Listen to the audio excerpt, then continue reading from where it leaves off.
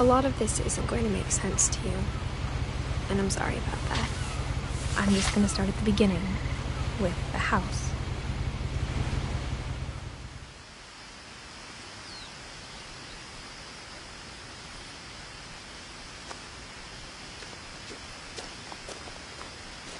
My brother Milton disappeared when I was 4. It was like the house just swallowed him up.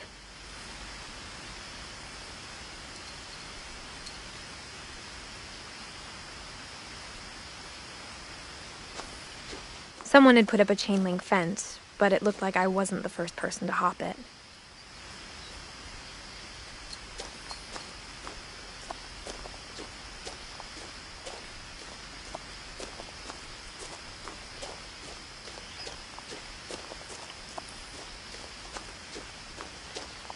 I lived here until I was 11, but I wasn't allowed inside half the rooms.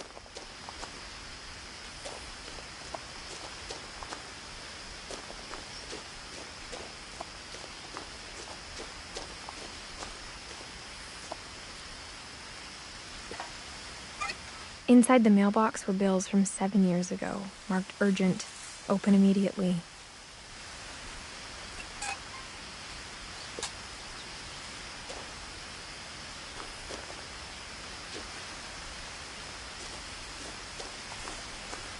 I hadn't been back since my brother Lewis's funeral.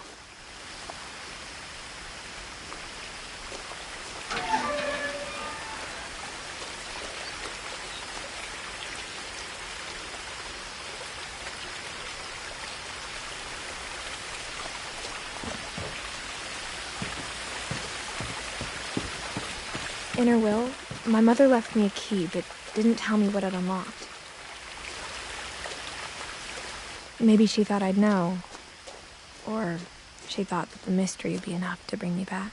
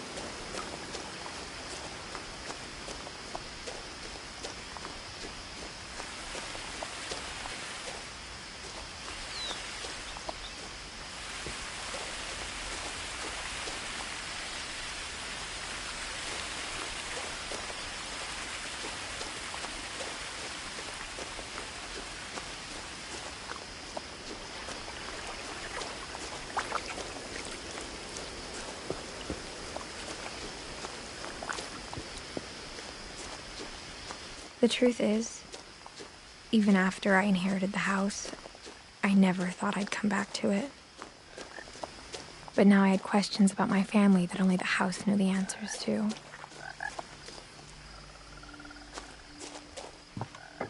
The woods around the house have always been uncomfortably silent, as if they're about to say something but never do.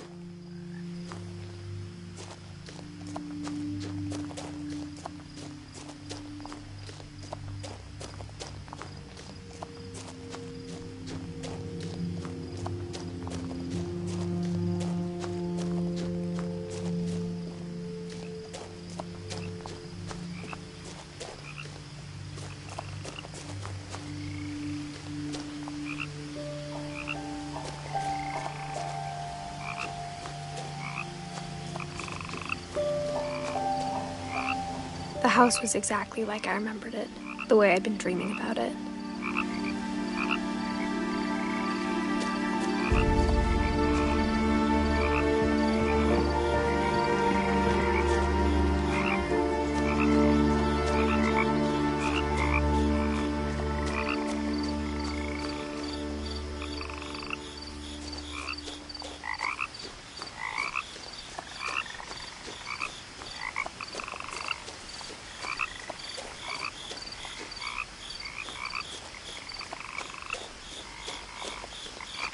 As a child, the house made me uncomfortable in a way I couldn't put into words.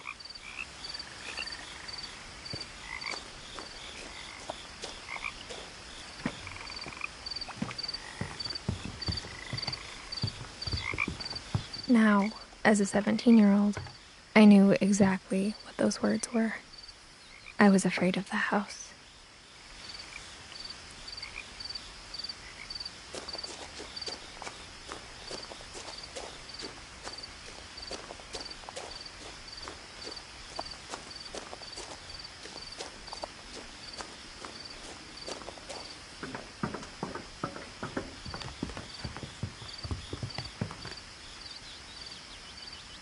I hoped the key might unlock the front door. It didn't.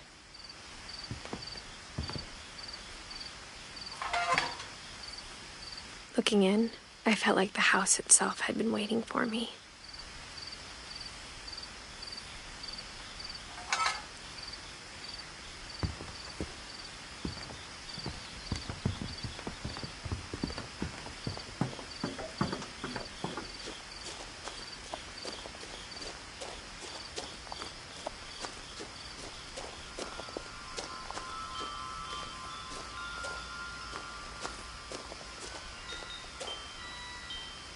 The house felt like it had always been here.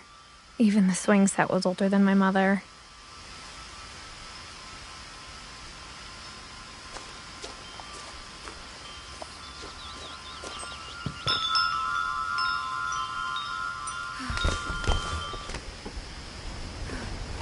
Crawling through the doggy door used to be a lot easier when I was 11.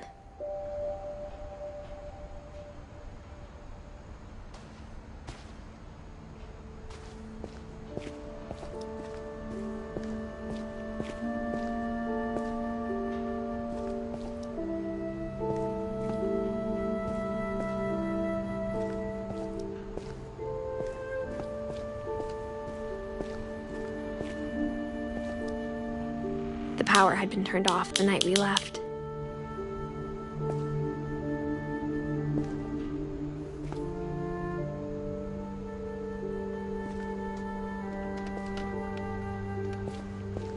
For the first time in years,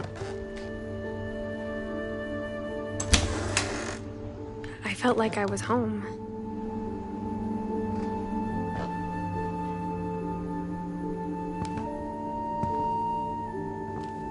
But instead of a family, there were just memories of one.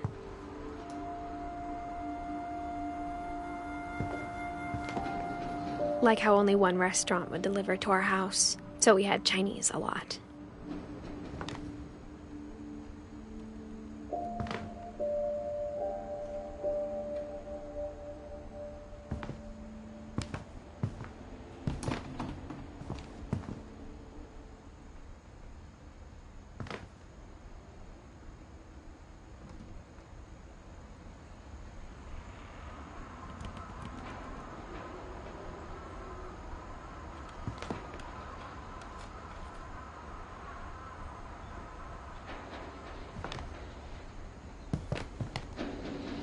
Or how after Louis started working at the cannery, we all got sick of eating salmon. Except our cat, Molly.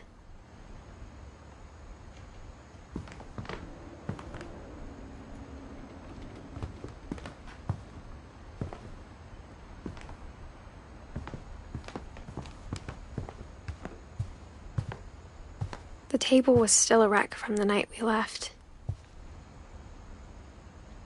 It was like a bomb had gone off, killing everyone but sparing the furniture.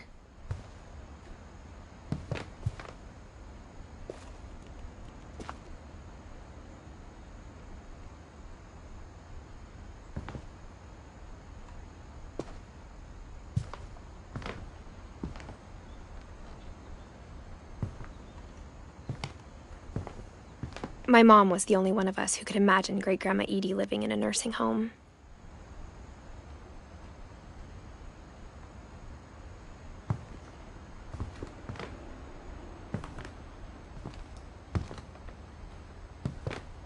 Nothing in the house looked abnormal. There was just too much of it, like a smile with too many teeth.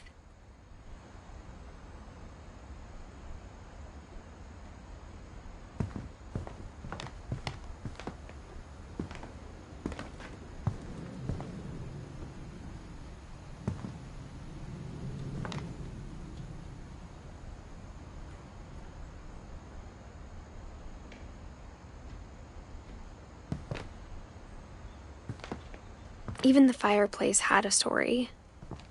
Edie told me the bricks came from the original house, after it sank.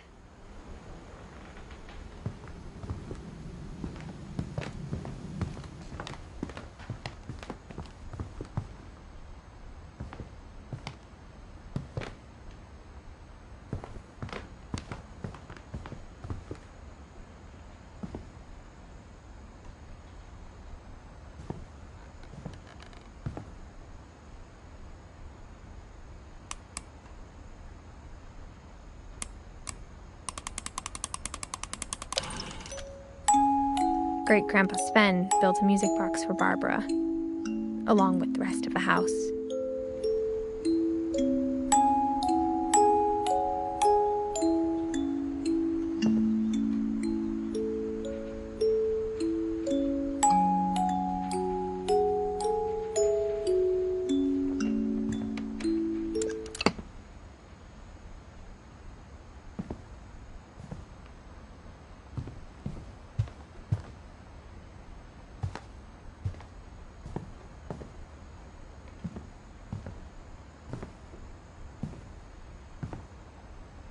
A lot of things got left behind in the whirlwind of that last night.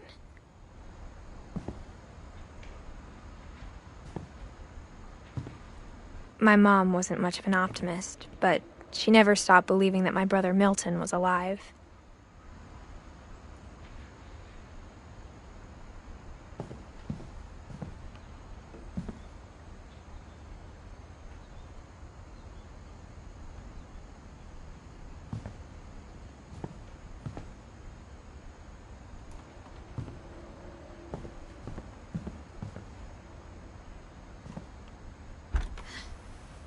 Edie told me once that every Finch who ever lived is buried somewhere in the library.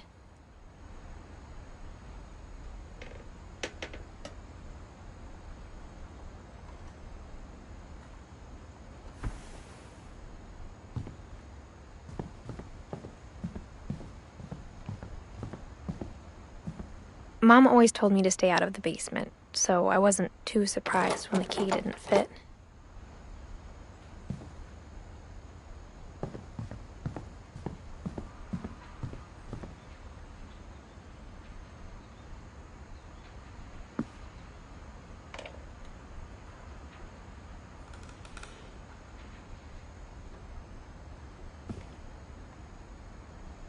After Milton disappeared, Mom sealed up all the bedrooms.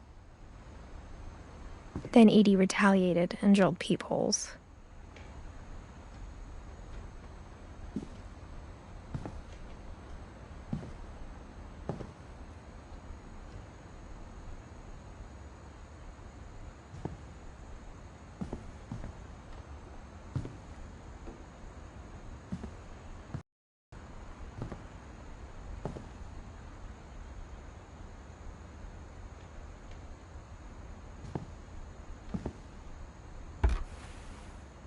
Molly always seemed like a girl I could imagine being friends with, if she hadn't died in 1947.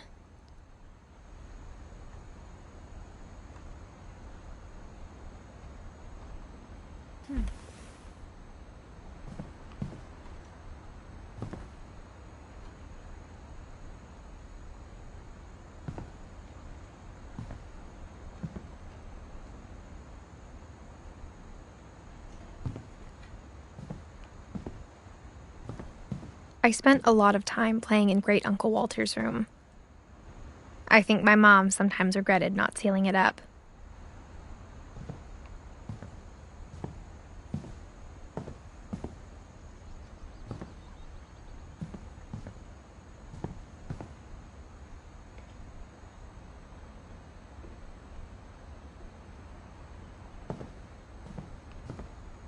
Lewis told me there were secret passages, but I never believed him.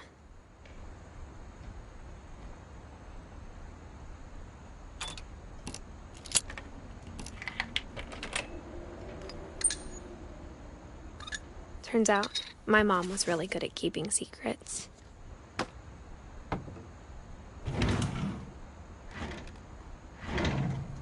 Now it was time to find out what my mom had been afraid of.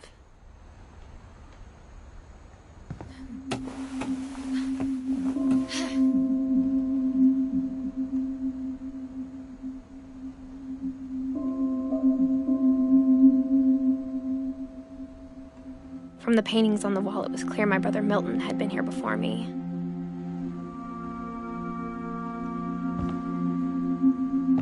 Reading this, maybe it sounds like I had a plan.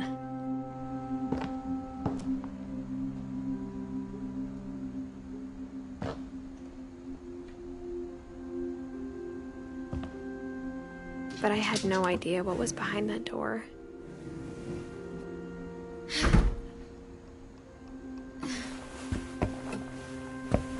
Just like I had no idea where all this was gonna lead.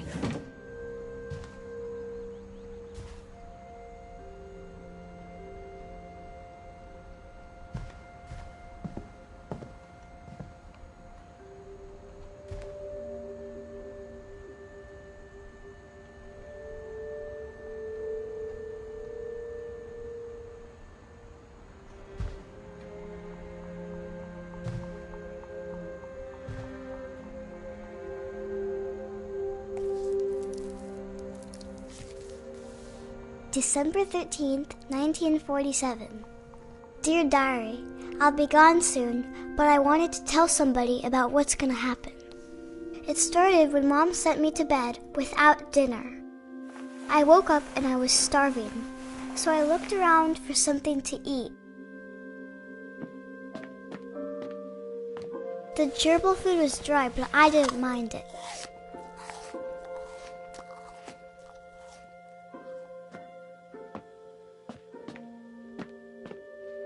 My Halloween candy was all gone.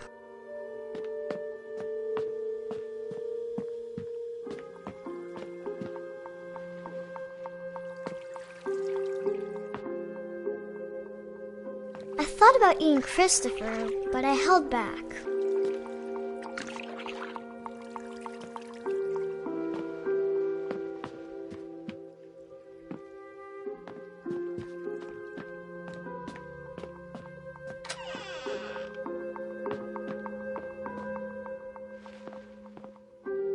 I ate a lot of things that night.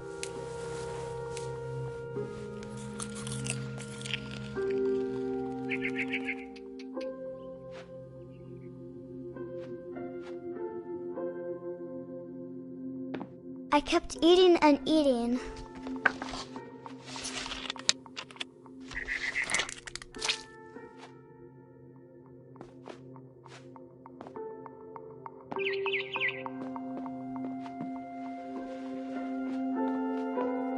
Then I heard chirping outside my window. It was a barn swallow going back to her nest. I reached out for her.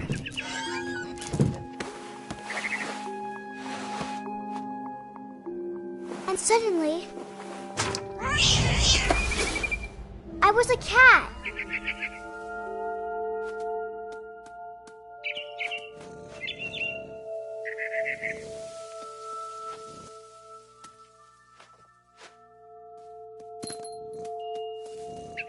I tried to be quiet, but the bird was really scared.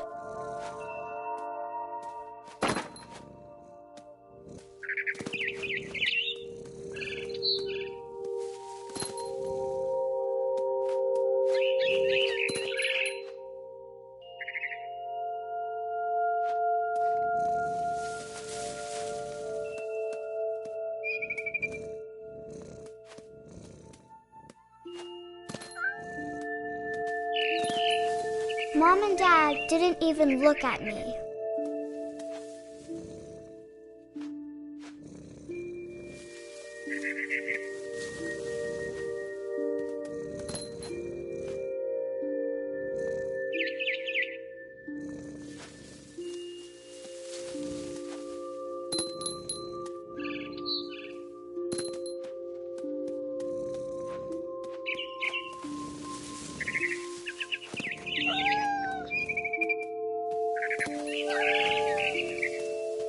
I jumped and I almost got her.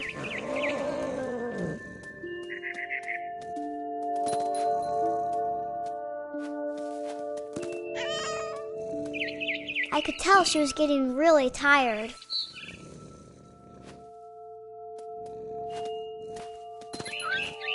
Now I was up in the big tree. I promised Dad I wouldn't climb it anymore. All I cared about was eating that mama bird.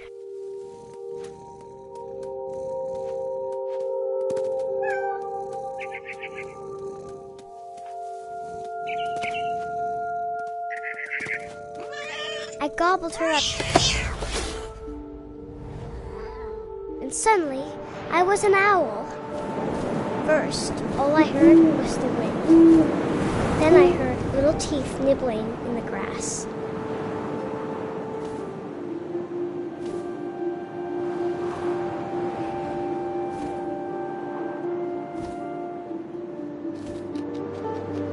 Rabbits.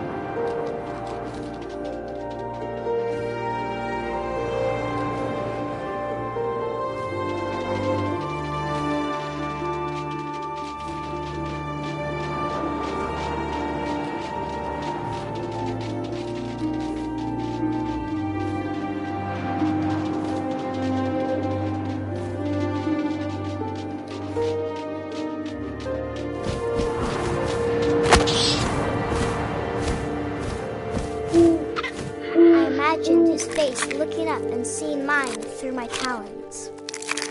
I swallowed him up, and I didn't chew one bit. Then I flew off to find something bigger.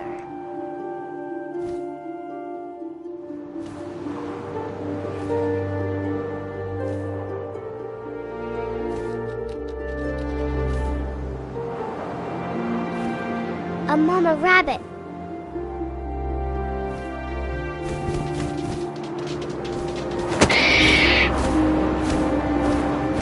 She was almost too big to carry.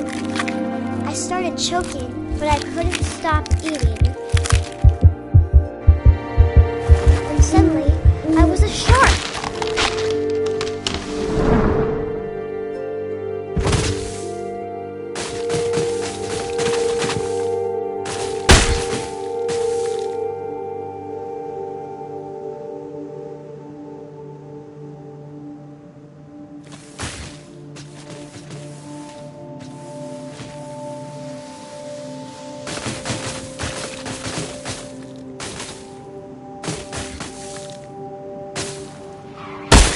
I rolled off the cliff and into the ocean. Now, I was hungrier than ever.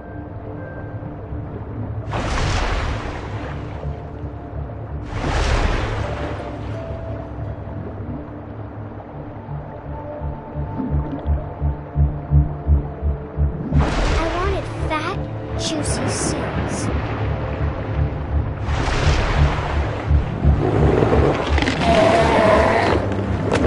Off her flipper, and it tasted really good.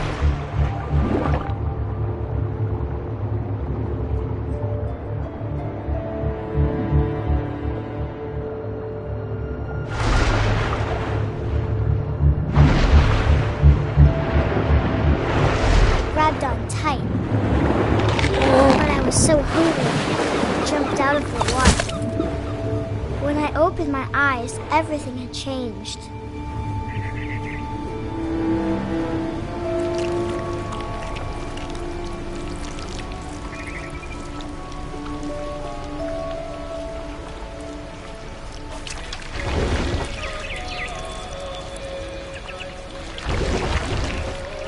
Now I was a monster, and I smelled people everywhere.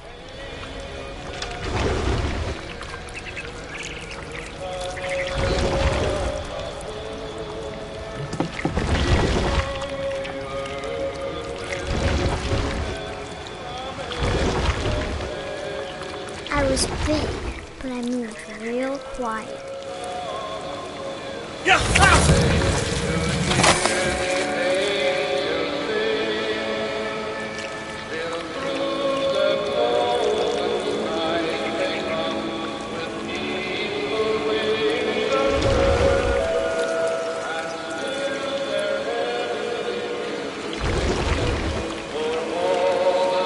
I wanted to stop, but also I didn't.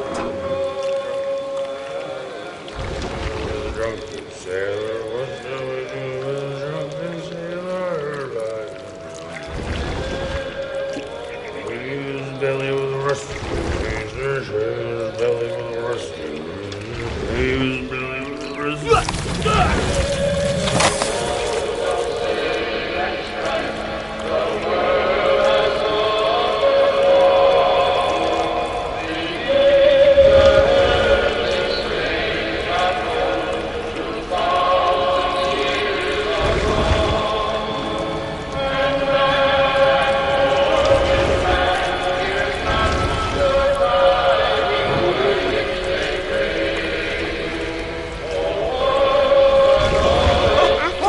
Passenger, I was still hungry. And to cross the water, I smelled something new. Something I had to have, so I swam towards it.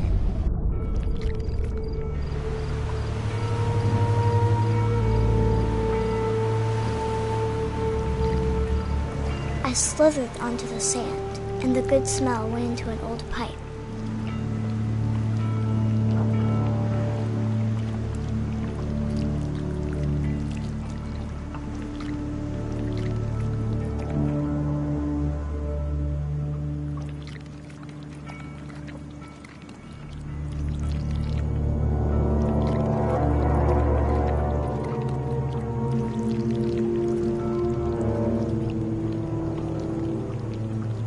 I got closer and closer.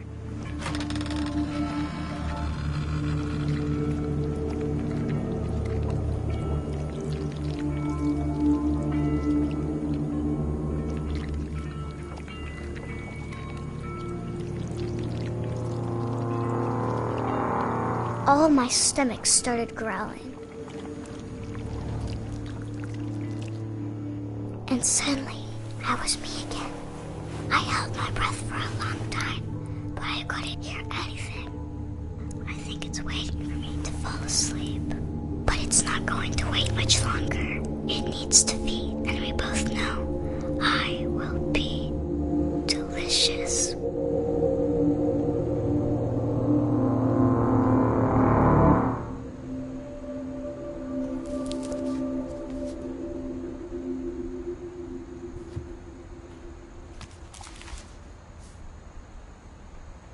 I'm not sure if I believed all of that, but I'm sure Edie would have.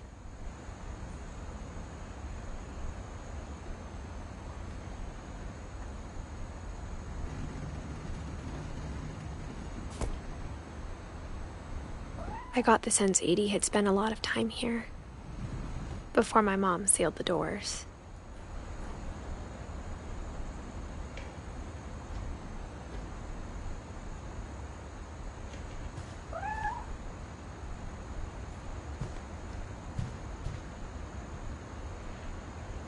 I can't describe it, but I felt like some part of Molly was still here.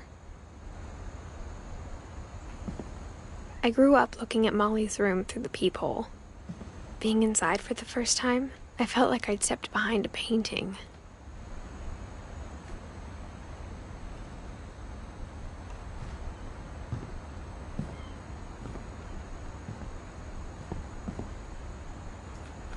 Molly's gerbil had a tiny bedroom with its own even tinier gerbil cage.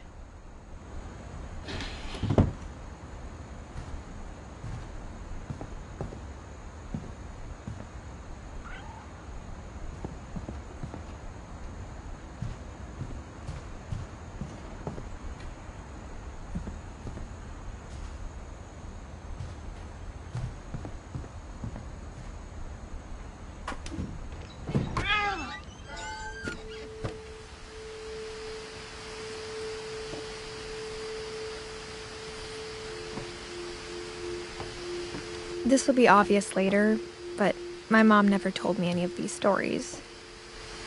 Edie would have, but Mom didn't like bringing up the past. Though, when we adopted a stray kitten, she was the one who named it Molly.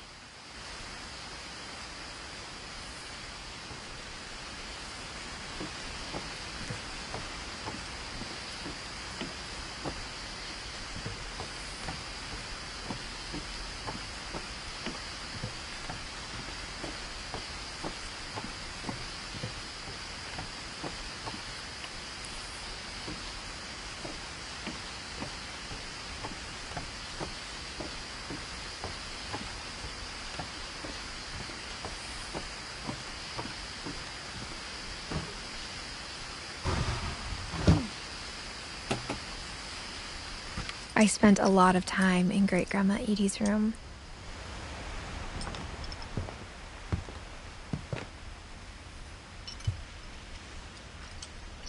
We got along, and it was a good place to hide from my mom.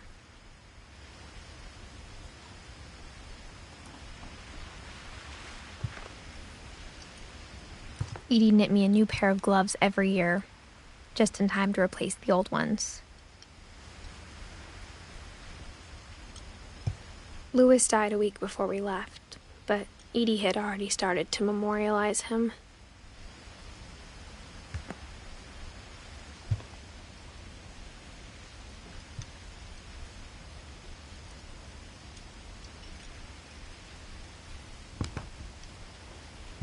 Her room was like a museum.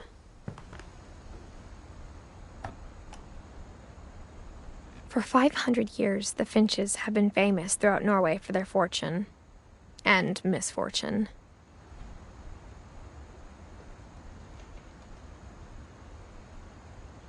Odin Finch buries the latest victims of the family curse, his wife Ingeborg and their newborn son, Johan. On January 7th, 1937, he set sail with his family and his house, hoping to leave the curse behind.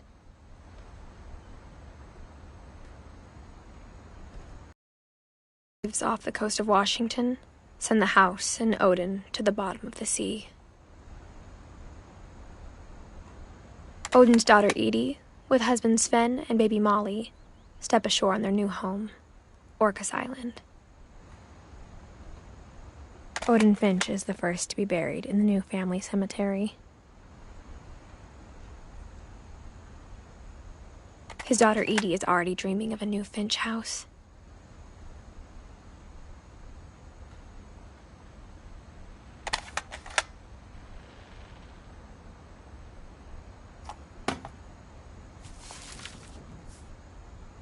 Whatever's wrong with this family, it goes back a long ways.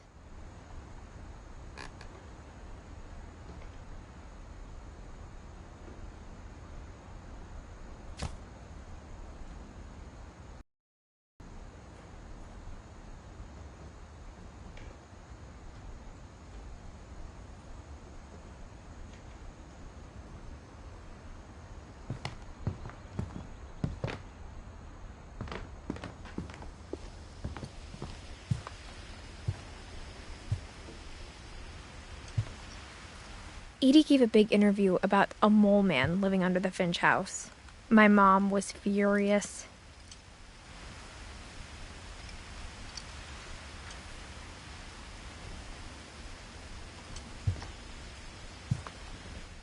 I hadn't thought of myself as Edith Jr. for a long, long time.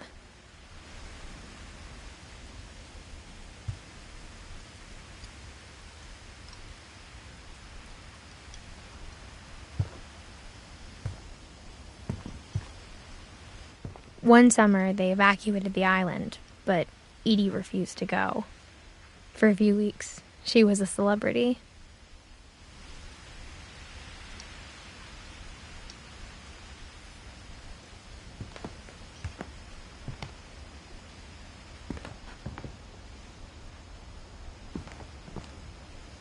When Edie told people Sven was killed by a dragon, she could also have said he was building a dragon-shaped slide that collapsed. She could have, but she didn't.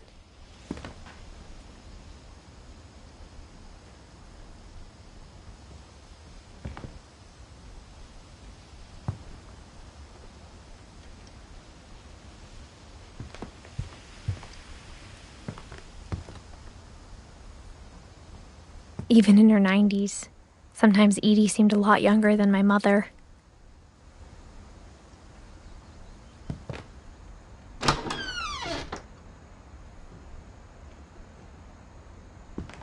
The only trace Grandpa Sam's first wife, Kay, left on the house was the pink bathroom.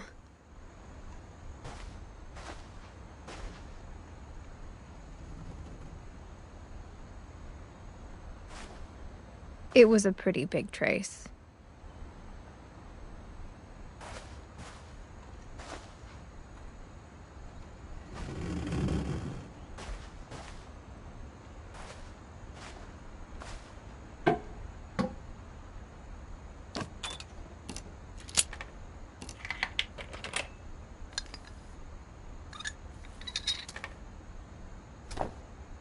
There's a secret in this bathroom.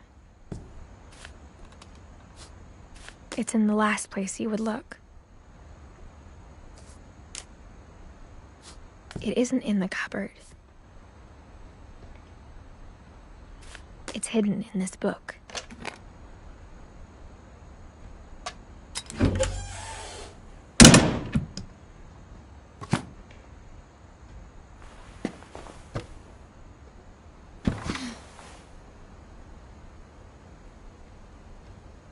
Sven gave Sam an old camera he'd refurbished. He never put it down.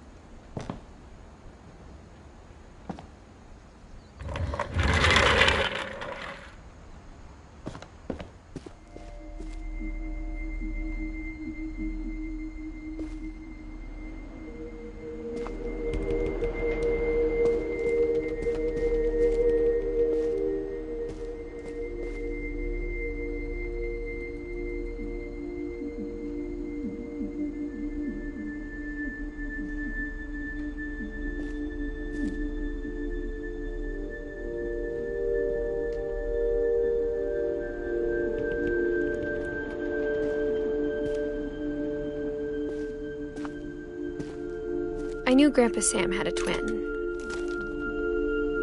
and that he never talked about him.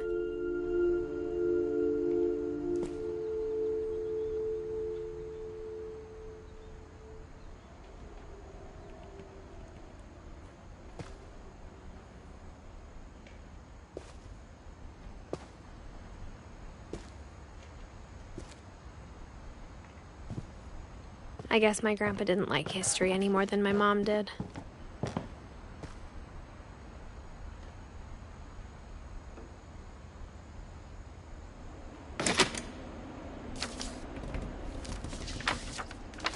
How I Want to Remember My Brother by Sam Finch. The thing I remember is that when he made up his mind, that was it.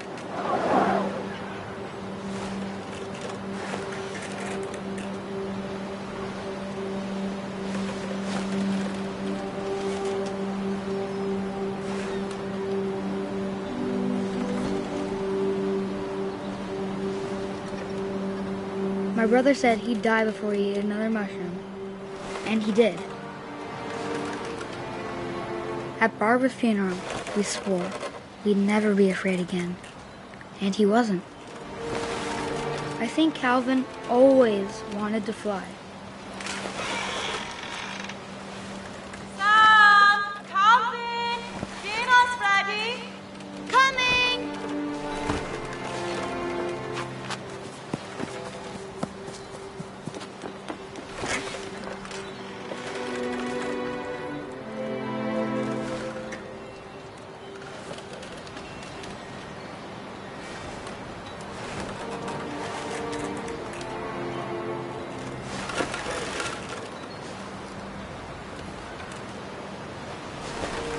But that day, he finally made up his mind to do it.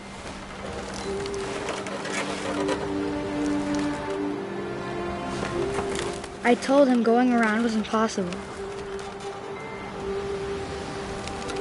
Maybe if I hadn't said that,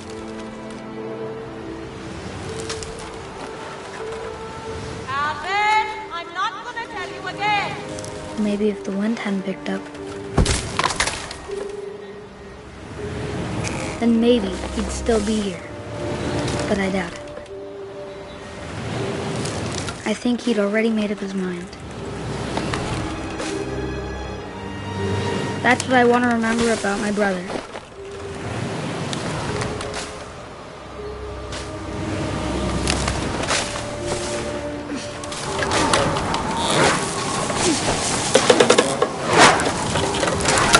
The day he made up his mind to fly. And he did.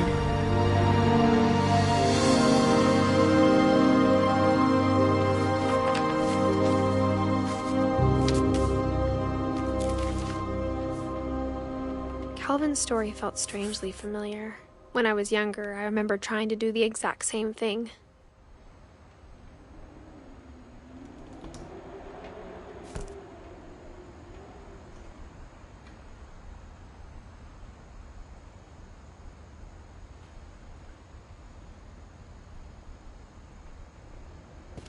After the funeral, Edie roped off Calvin's half of the room.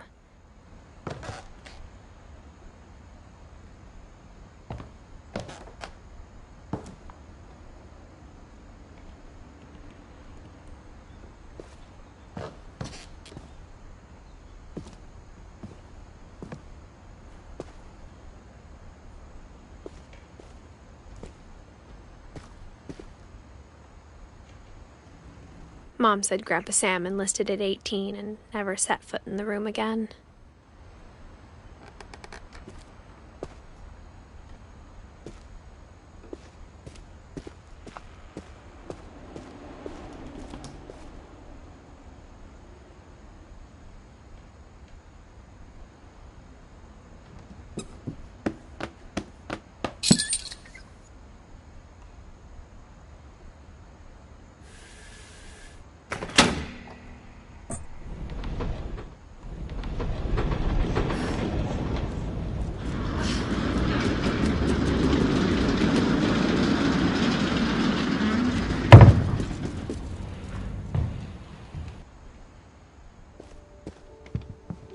The passages were a pretty tight fit. They'd obviously been built for smaller hands and bellies.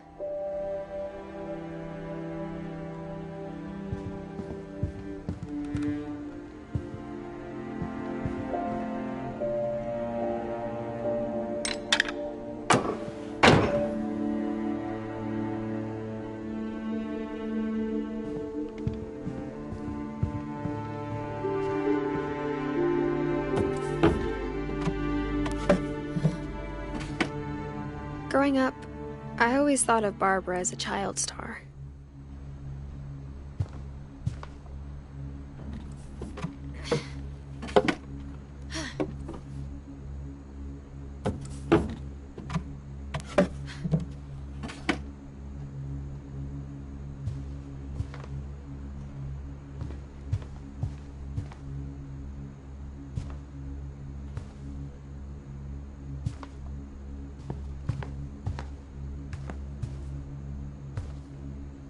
I never thought about how hard it must have been for her afterwards.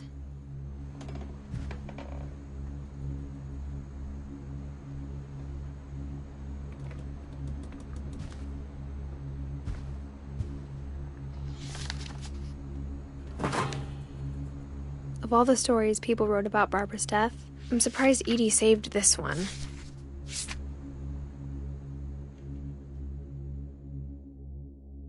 Old Jack here with another ghastly tale inspired by America's most unfortunate family. I'm calling it The Surprise Ending of Barbara Finch. As a child star, Barbara was famous for her scream. Now at 16, she was all washed up. A has-been. But in a lucky break, she'd been asked to perform her signature scream at a local convention for monster movie fans. It was just the boost her career needed. Unfortunately, her scream hadn't aged well. Getting better. I think you just need the right motivation. Her biggest fan and current boyfriend, Rick, was about to demonstrate when... Now that was a great scream. It was Barbara's father, Sven. He'd slipped into a table saw and had to be rushed to the emergency room. So Barbara got stuck babysitting her youngest brother. Her convention comeback was cancelled. Okay, I'm hearing frustration, but I'm not hearing terror. What if I tried... A gang of hoodlums in Halloween masks have been terrorizing Orcas Island tonight. Police are urging residents to... That came from the basement. You're right! Also, I loved your delivery on that. Why is your basement door locked? Because my dad likes making puzzles and secret passages. There's a key hidden in the music box. The secret is to keep winding and winding until finally the key pops out. Thanks, babe. I'll be back in a sec. 20 minutes later, Rick hadn't returned. So Barbara went to look for him, right on cue. She reached for the music box.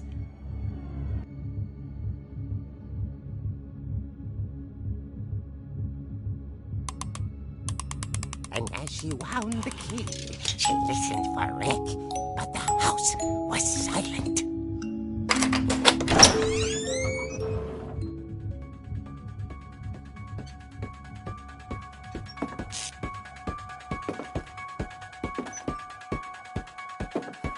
She found Rick's crutch and imagined the worst.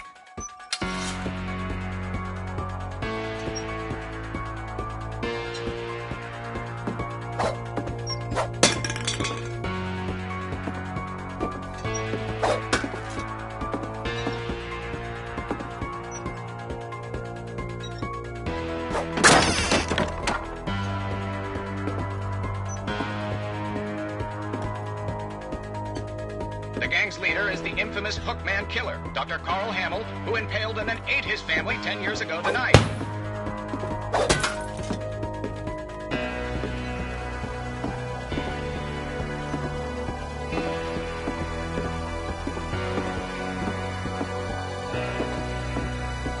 The old fridge rattled and grew still.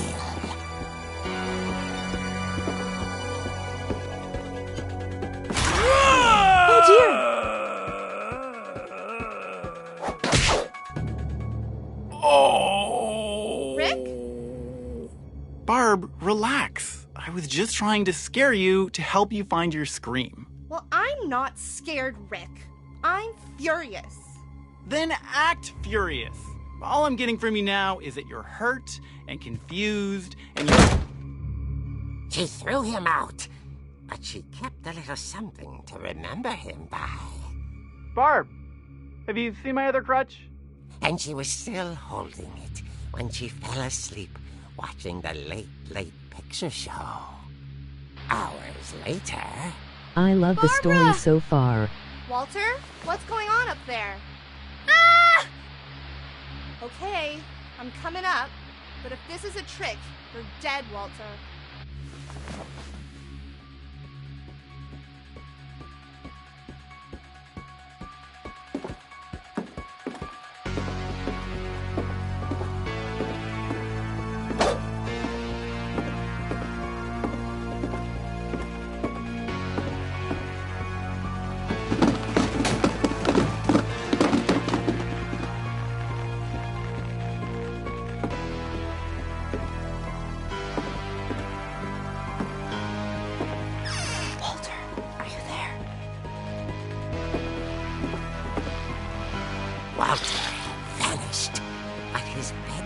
radio was still on. Orcas Island police describe the man as 6 feet tall, with a steel hook for a hand. Residents are urged to lock all doors and windows and notify the police of any suspicious activity. Barbara turned, saw the hook man, and was speechless. He was quite smashing.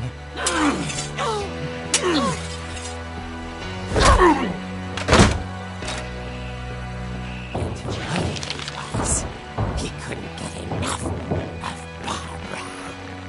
Okay, Barbara. There's gotta be another way out of here.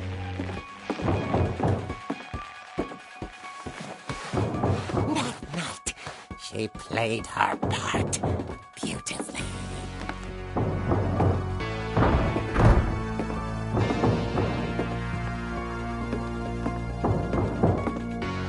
She thought about abandoning Walter, but just couldn't do it. Molly's door hadn't been opened in years. The hinges groaned.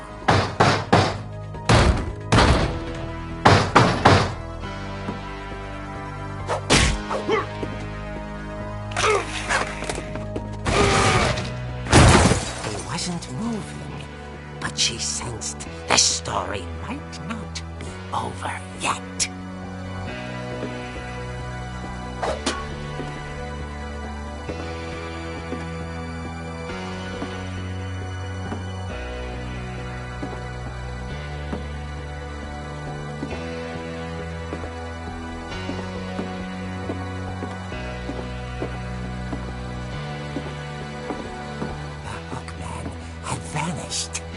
She listened for his breathing, but all she heard was...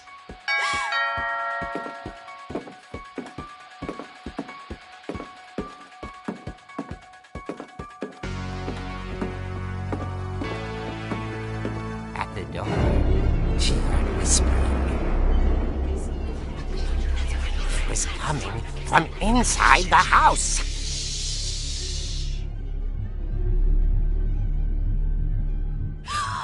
Oh dear.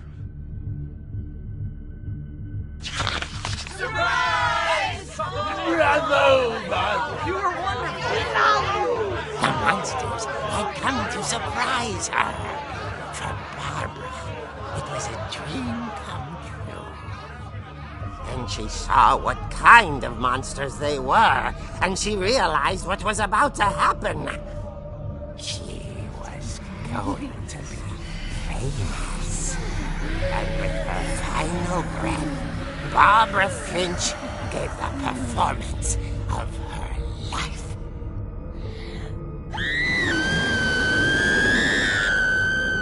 I wasn't there myself, but I hear Barbara was magnificent.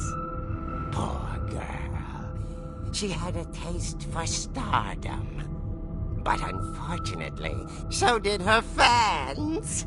Of course, the police blamed it all on poor Rick, who disappeared the same night. And little Walter, hiding under his bed the whole time. He took it all pretty hard, but that's another story. As for Barbara, tucked inside the music box is all they ever found of her. Her ear. Now that's what I call a real eerie tale.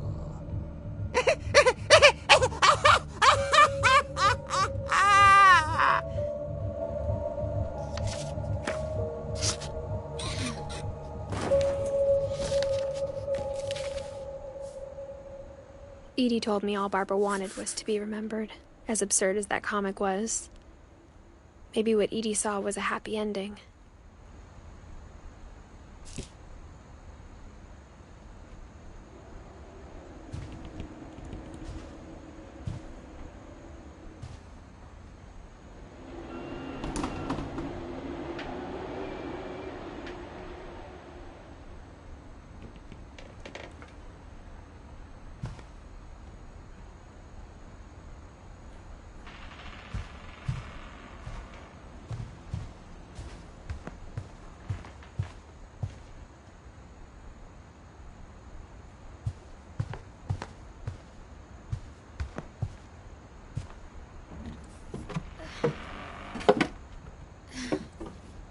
I guess now I know why Mom didn't like me playing with the music box.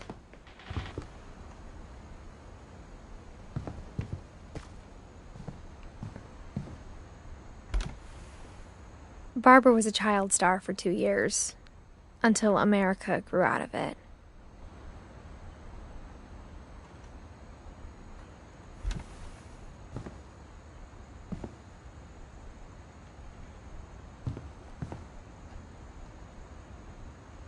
Edie's father, Odin, built the original house.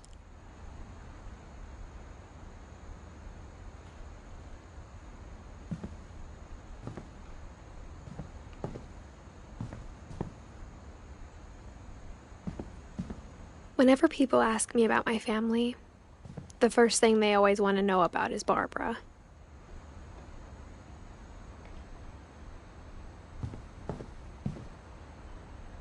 It's funny. All those times I played with the music box and never found the basement key.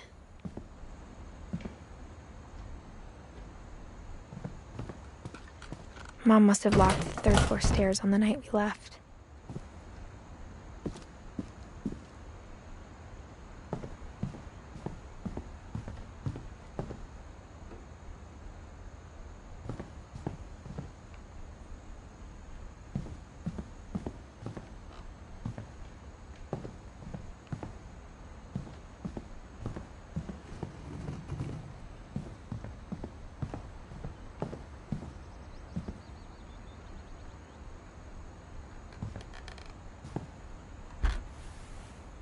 The last time I was in Edith Sr.'s room, I was 10 and she was painting my portrait.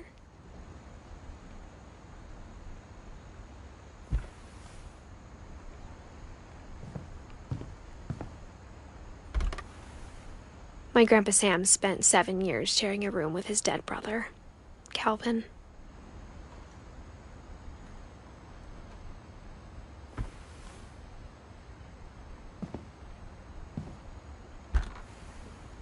As a kid, I just assumed every house had peepholes and sealed rooms you weren't allowed inside of.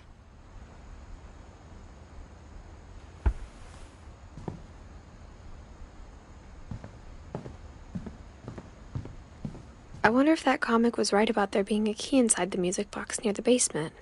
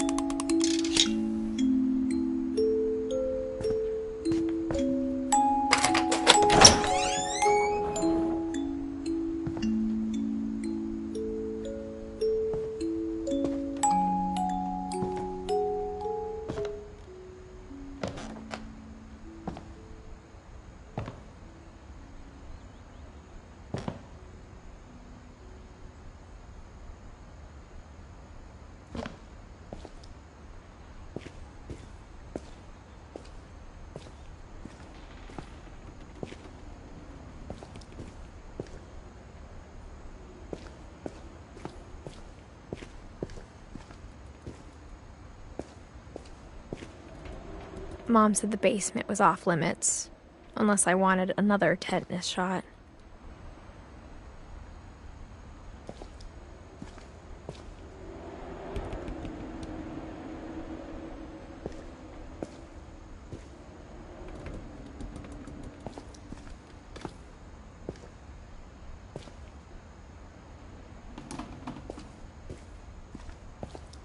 I saw Edie sneak down to the basement once, carrying packages.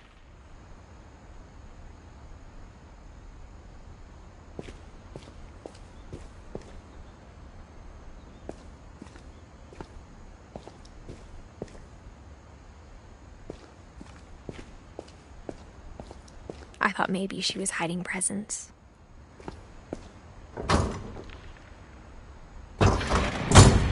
It turned out she was hiding a lot more than that.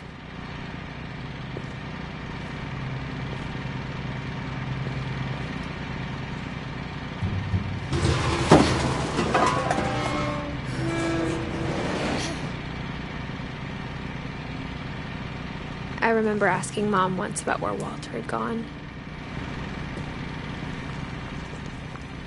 She said after Barbara died, he got as far away as he could.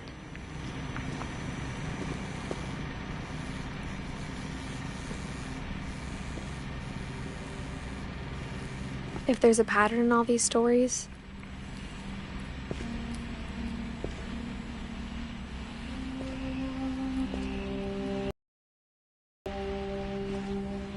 I think it's that none of us has gotten very far.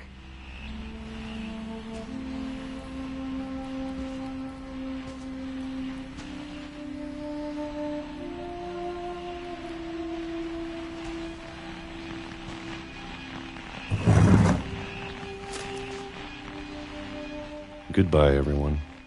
I can't believe I've been down here for 30 years. On that first day, after the shaking started, I didn't think I'd survive a week.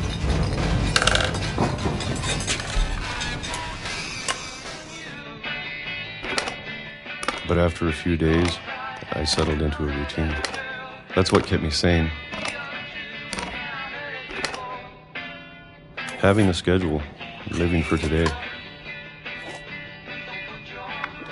I always expected to be dead tomorrow. But if you wait long enough, you get used to anything.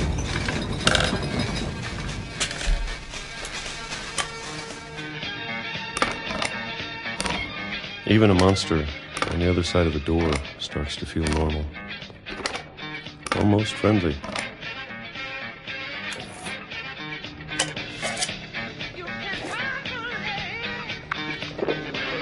And then one day, everything just stopped. Whatever that thing was, it was gone. Maybe it got tired of waiting. Or maybe I just got tired of being afraid.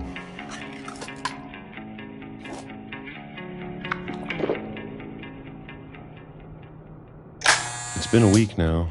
The longest in 30 years. I'm done waiting. I have to leave while I still can.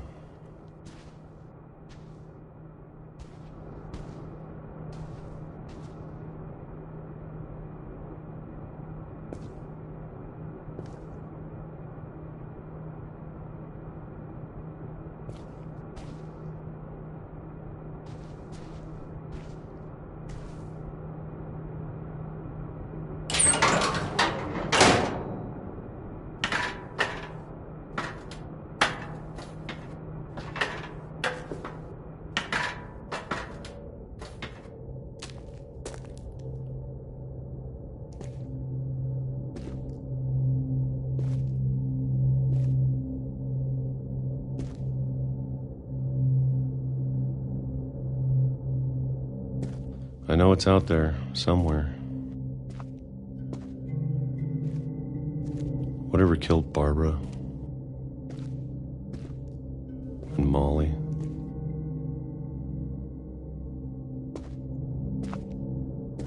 and Calvin.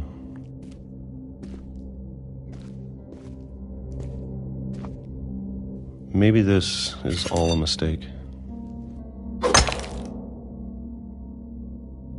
But I need to stop living the same day, even if it kills me.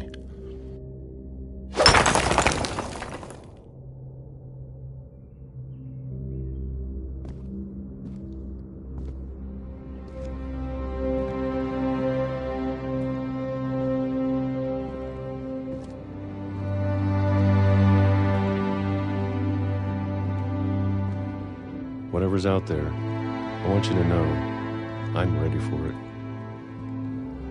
I'm going to appreciate all of it, especially the food.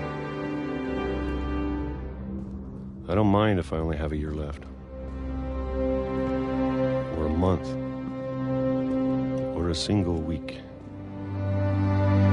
I'd be happy with one new day. I can already imagine the sun on my face.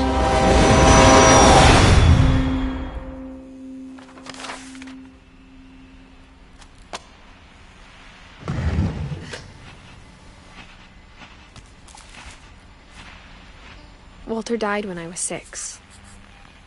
I can't believe my mom never told me he was down here.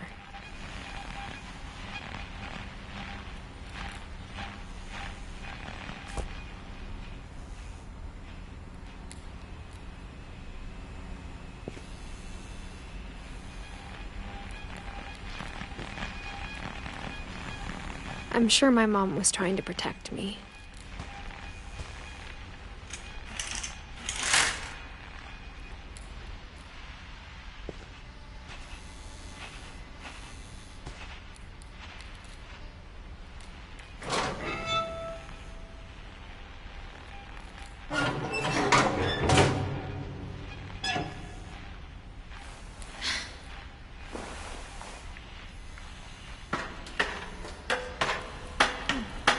Maybe she was afraid I'd end up like Walter.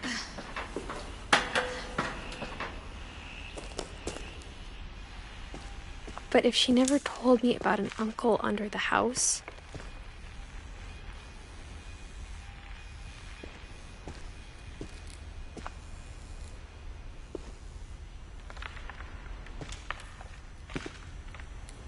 I can only imagine what else she was hiding.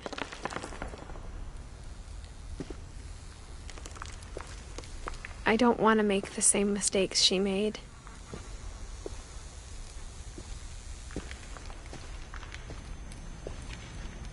Trying to bury something that's still alive.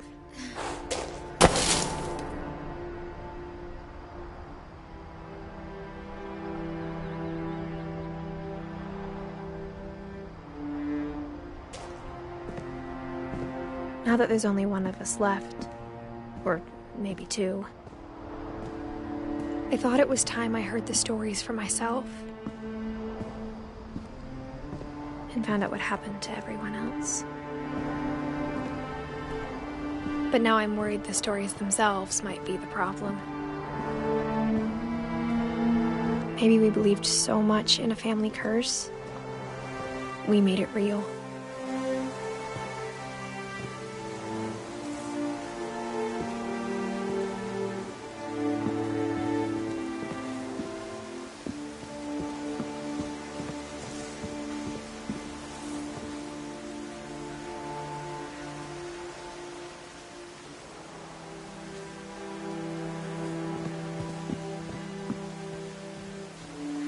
I don't know if I should even be writing this.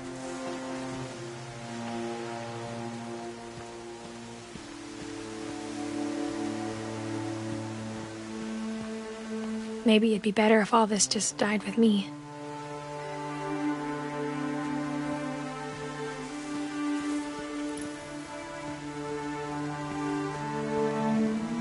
But I thought you should know about your family.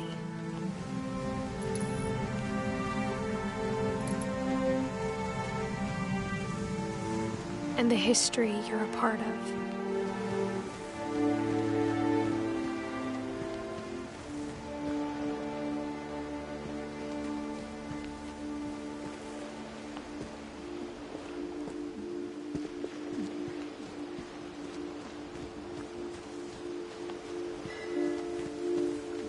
Though to be honest, I feel as lost as you probably do right now.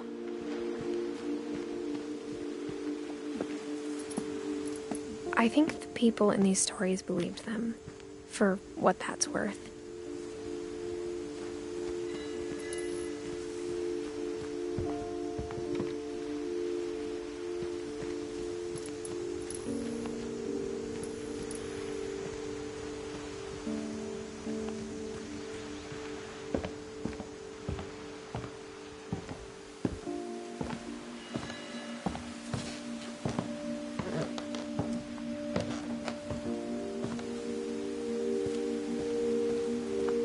You look at the house, that history of imagination and stubbornness and madness, any of it seems possible.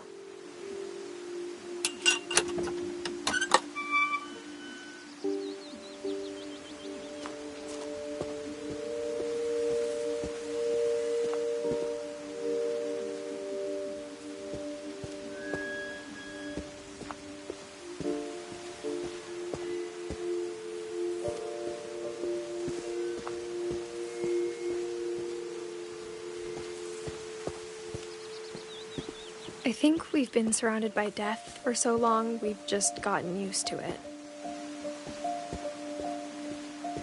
What kind of family finishes building a cemetery before starting the house?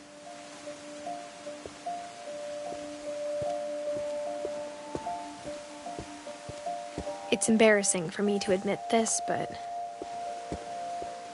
the pet cemetery made me more uncomfortable than the human one.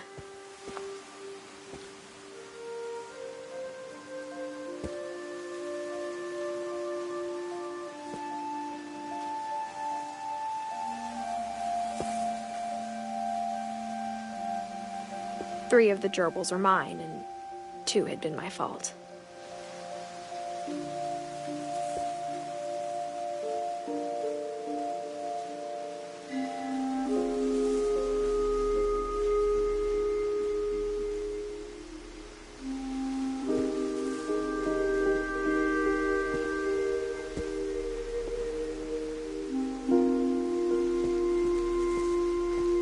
Sven built the house, but it was Edie who designed the cemetery.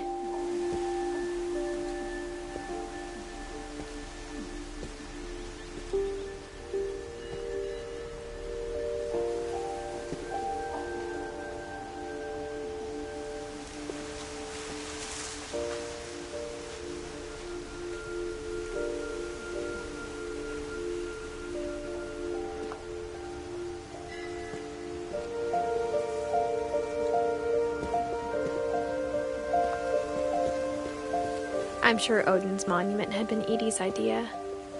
My mom was always trying to move on, but for Edie, the past never went away.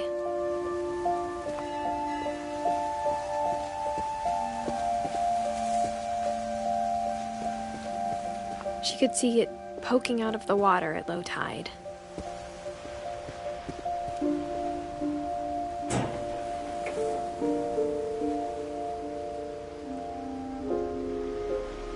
Edie said she dreamed about the old house every night.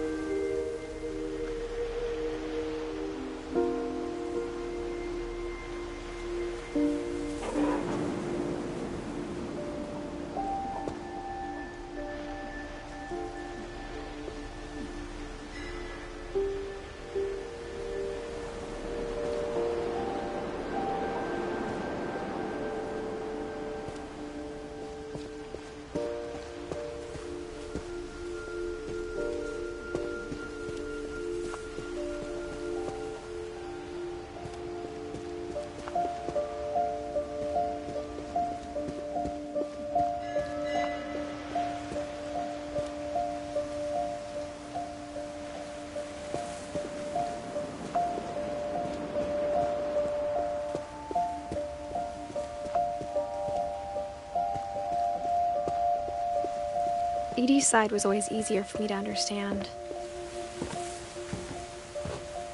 But the older I get, the more I can see where my mom was coming from. Her dad had been pretty strict, but it wasn't enough to save her brothers. She was just trying to do better.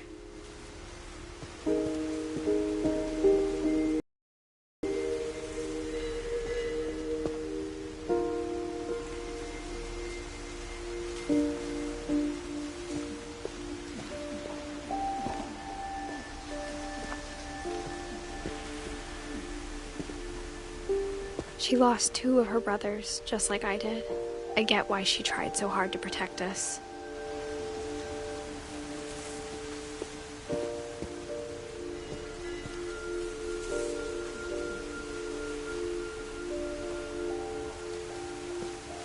We never found Milton's body, so my mom insisted we were putting up a monument, not a tombstone.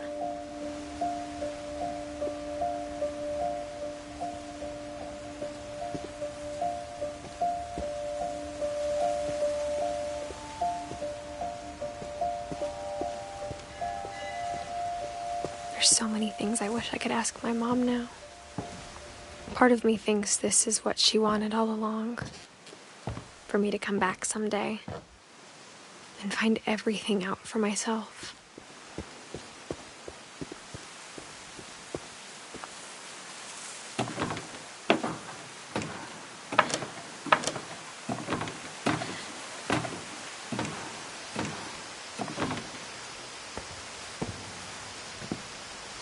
But looking back on it now,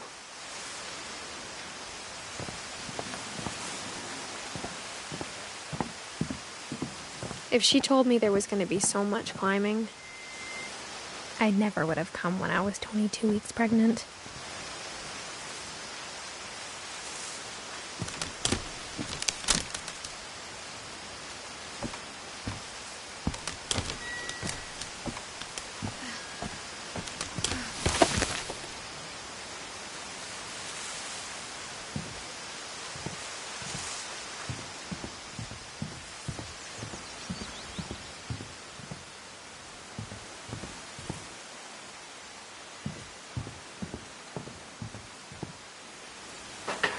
I never met Grandpa Sam, but I think he and my mom had a lot in common.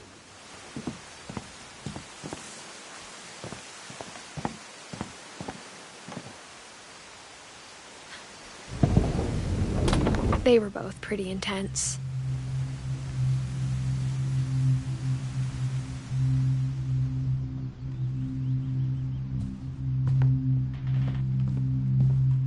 Instead of hiding from death, Sam seemed to go out of his way to meet it.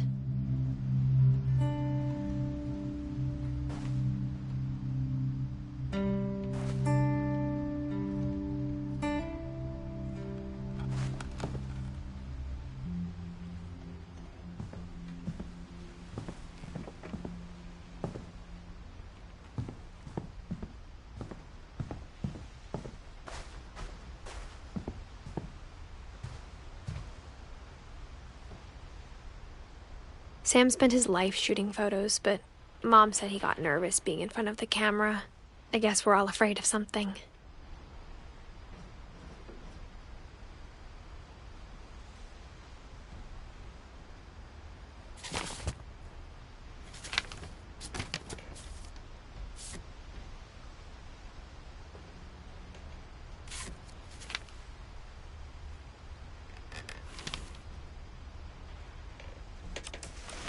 Dawn, I promise, you'll never forget this weekend. Yes, sir. These memories are gonna last a lifetime. Am I gonna have to shoot anything? It's a hunting trip, Dawn. Shooting is strongly encouraged.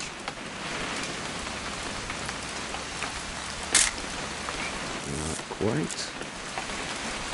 What? Perfect.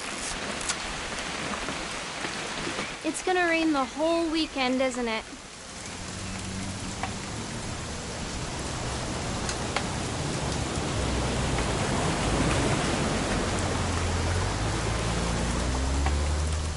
Please just take the damn picture. Hey, language.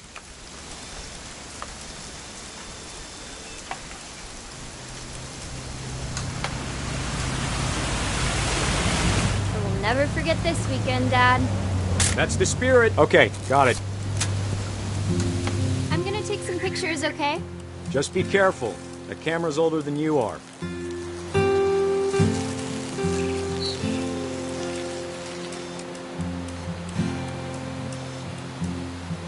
Definitely should not have drunk all that coffee.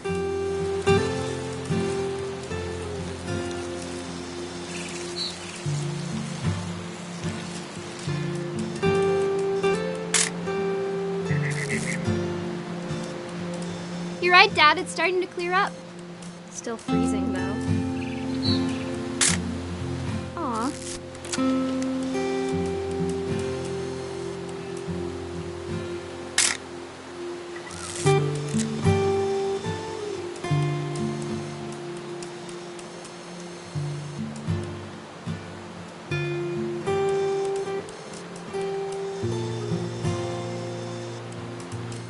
Nothing quite like being outside. Hey! That's a keeper. Hold still while I take a picture of you. I'm just saying, I'm not always gonna be here, Dawn. You'll need to remember this stuff, if you want to survive. I'll be fine, Dad. You know who else thought he was gonna be fine? Some guy who died. Dawn, I'm being serious. I know, Dad. You're always serious. Doesn't being out here make you want to chill out? Well, to tell you the truth, I haven't been out here in 20 years. Don, don't you think you could find something more interesting to photograph? Last time I was with my brother Calvin. Man, that was a great trip. Your grandpa Sven taught us how to fish, how to build a fire. We found an old logging trail. There were deer everywhere. I bet if I could remember where that trail was, we'd spot a buck for you in no time. Give me a minute to check the map. Dad! Good eyes, Don. Before you take the shot, let me get a picture of you.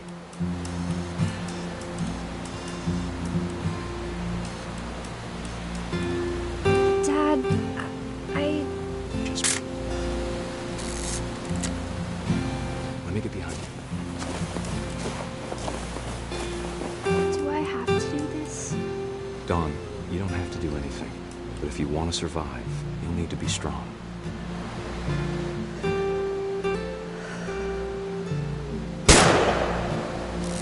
Great shot, Don!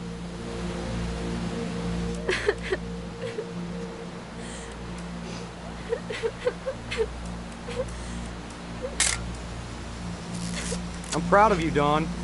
Always remember that, okay?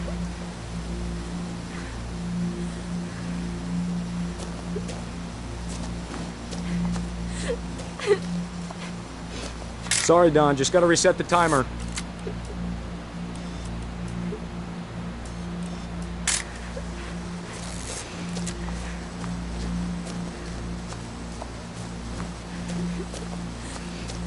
Dad, it's twitching. I think That's it's totally normal, Don. Just focus on the camera. Try not to think about... Dad!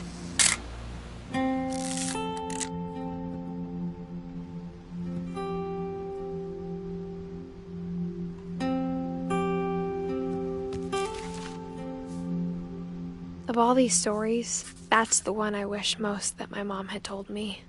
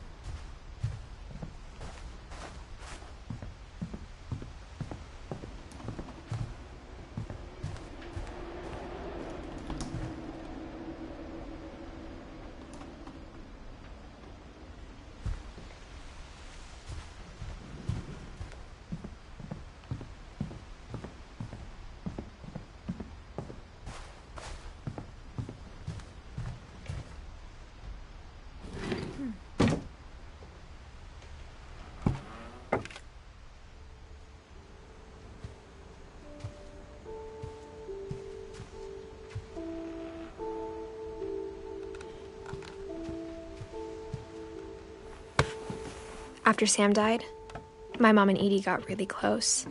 They'd both lost a lot.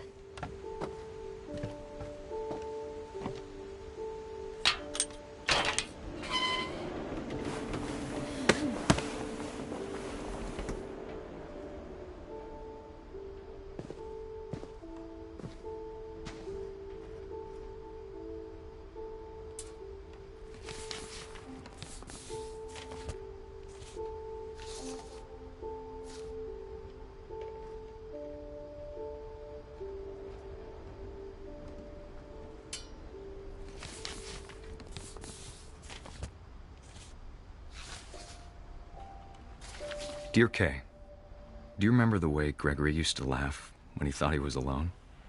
Like something funny was happening, but only he could see it.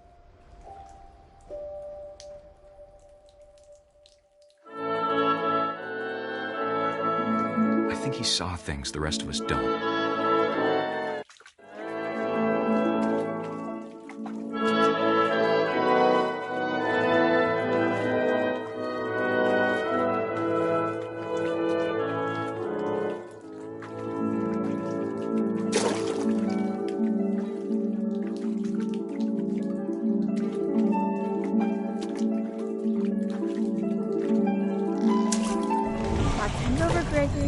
time to... Hold on, sweetie. Hello? Sam, I told you I don't want to talk right now. I wonder what he saw. What his world was like.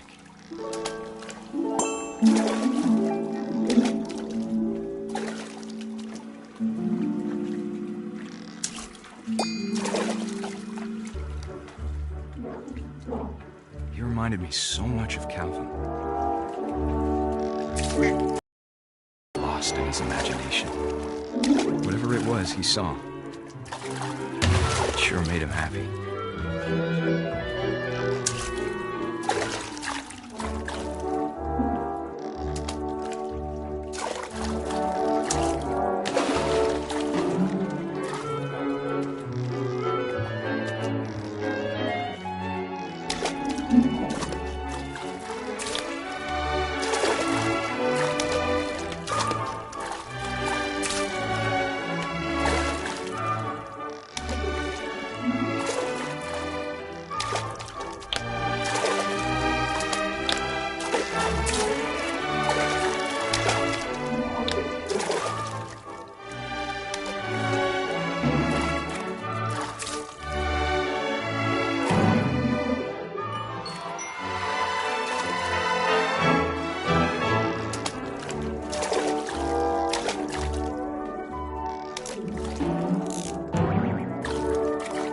Silly it sounds.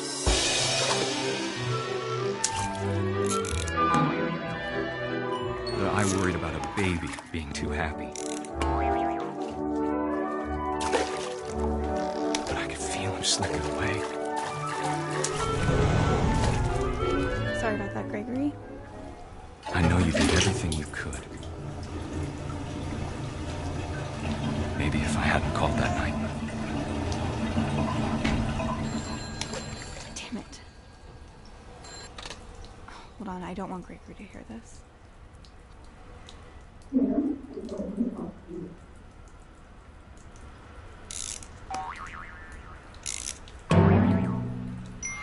I wish he could have told us about the world he saw.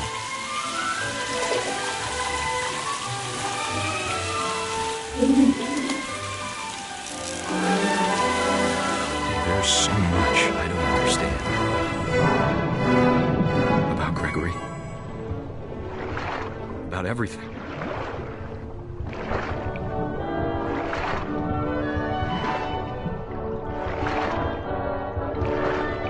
But I know what happened wasn't your fault.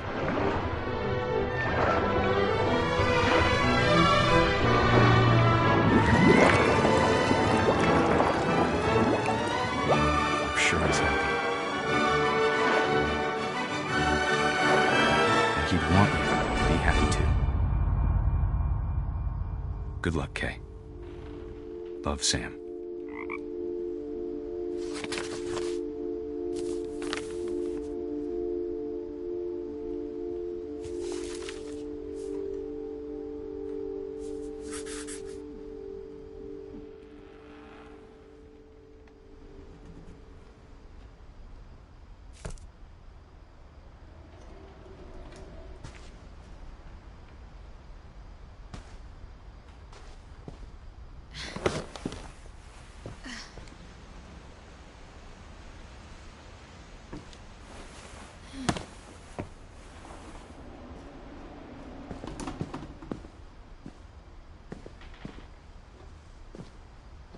I can't imagine my mom ever writing poetry, and yet...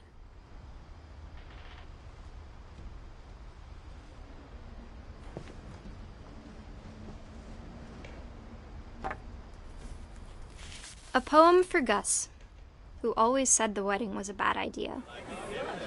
Our father never hit us kids, at least not very hard, before the day my brother said with teenage disregard that he'd be dead before he'd see a wedding in our yard.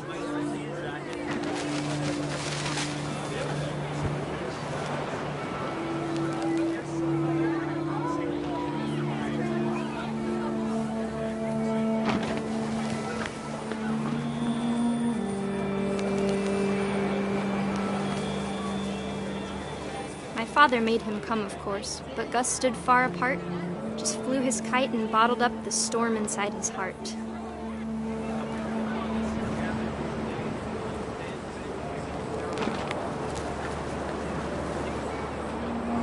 I tried to talk him out of it, but though he'd never met her, "We don't need a stepmom," were the words that I now pronounce you husband and wife. You may kiss the bride.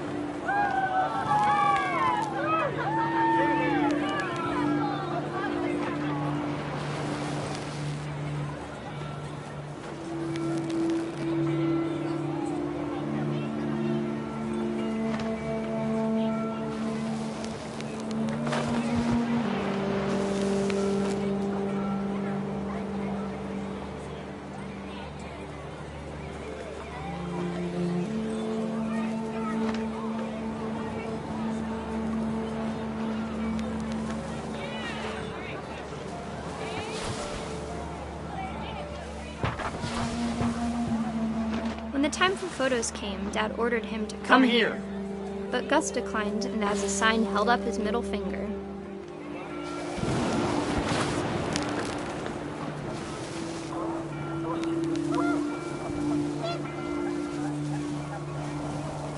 The wind picked up, and panicked geese appeared and quickly went. But all the humans did that day was go inside the tent.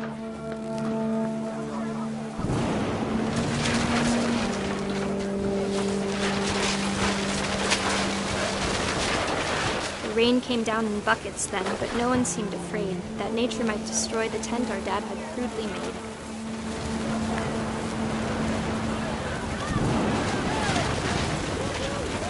The thunder sounded much too close and full of angry power, but all my father said to this was, "Make the music louder."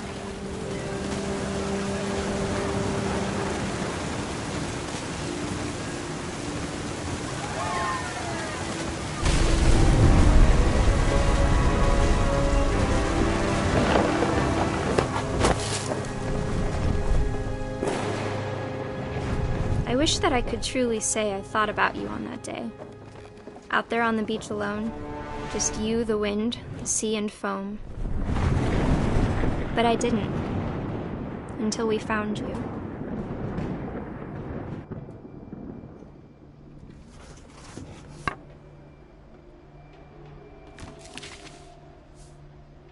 She never talked about him, but Mom told me once if I was a boy, they were going to name me Gus.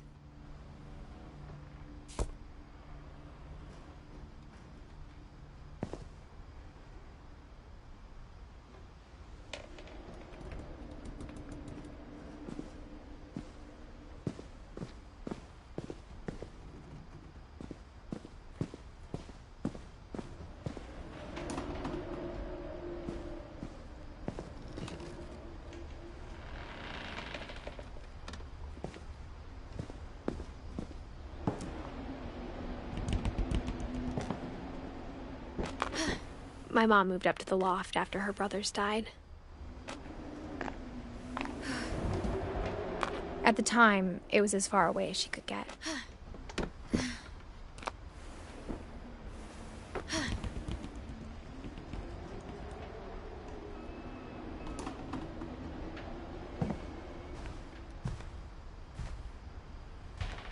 She spent a summer building houses in Calcutta, where she met my dad, Sanjay.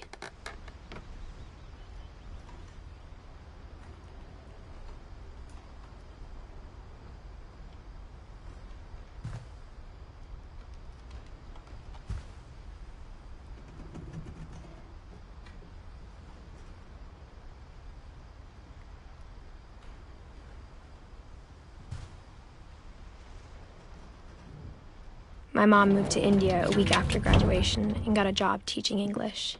Louis was born a year later.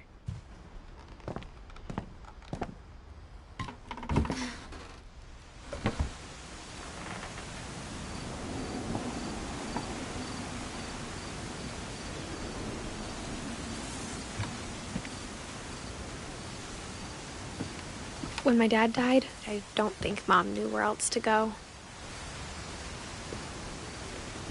I'm sure Edie was happy to have her back.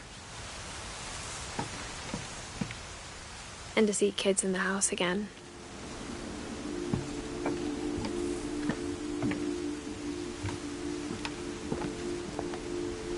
The house had to get a little bigger, but Edie was used to that.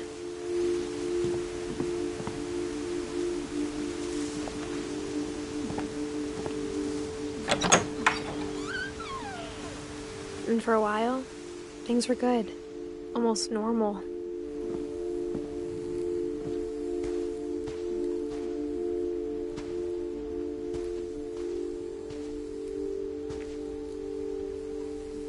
But it didn't last.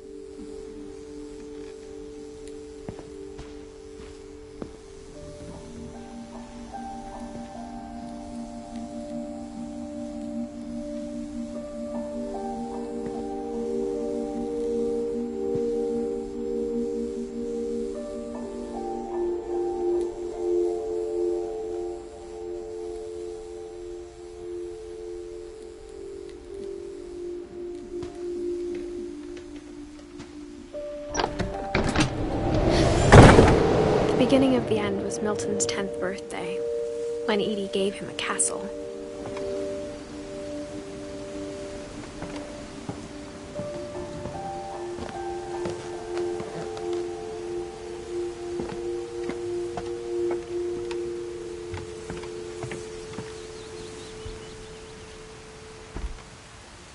After Milton disappeared, the only thing he left behind was a room full of paintings.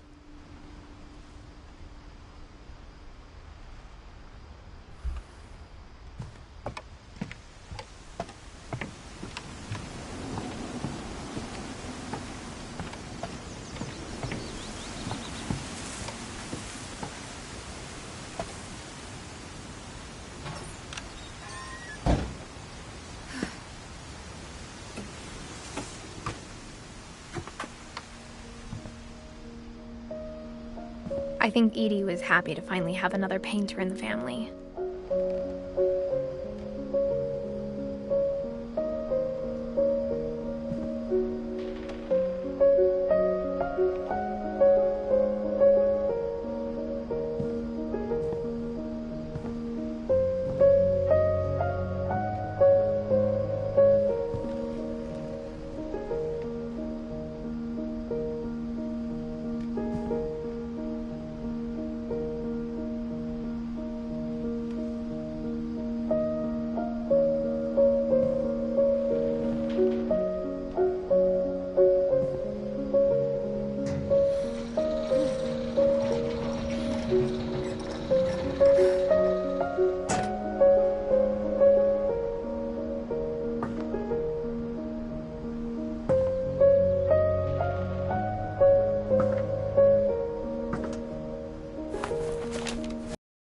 Milton Finch in The Magic Paintbrush.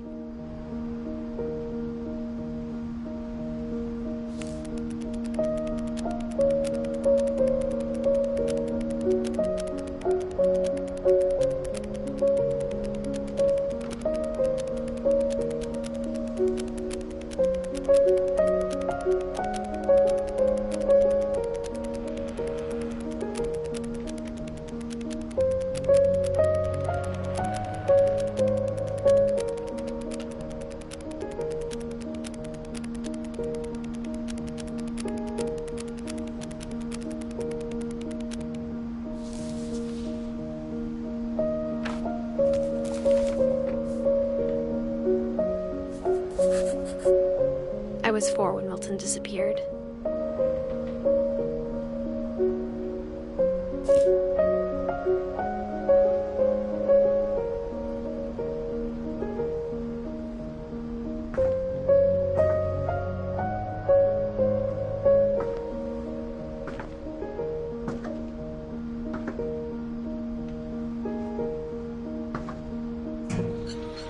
Mom spent months searching for my brother. Then she sealed the doors.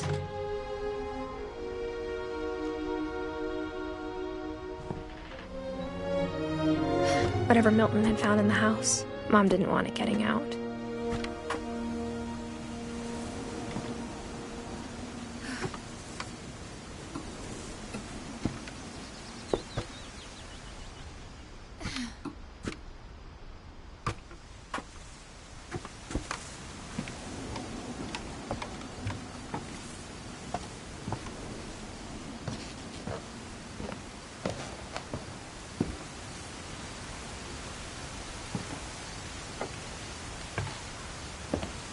Mom definitely blamed Edie, but I think Louis blamed himself.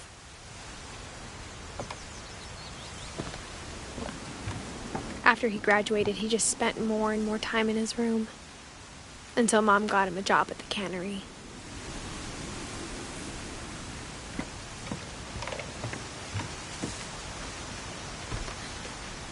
Everyone always told me to stay out of Louis's room, except Louis.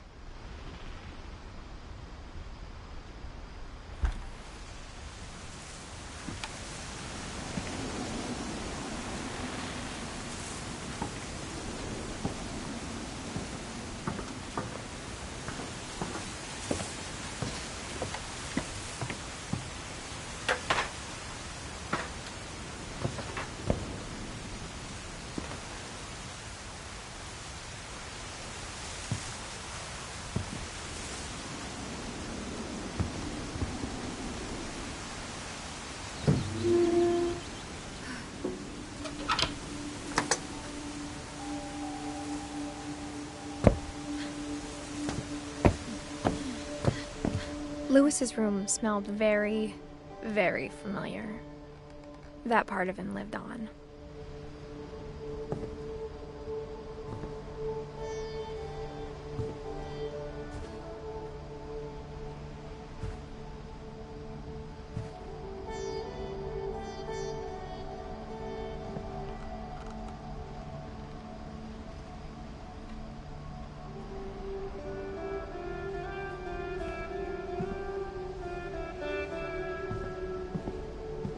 Louis and I spent a lot of time playing games together, but he was surprisingly bad at them.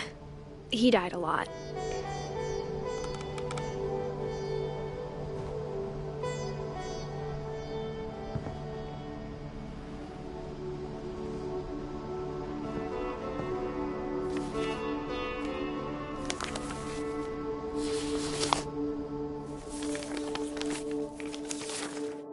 Dear Mrs. Finch, as Louis's psychiatrist, I can understand your desire for an explanation. As I see it, the trouble began in January, shortly after we convinced your son to seek treatment for substance abuse. Newly sober, I believe Louis first noticed the monotony of his daily life.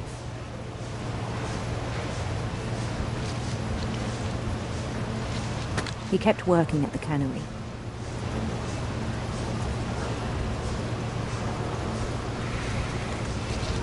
But he withdrew part of himself.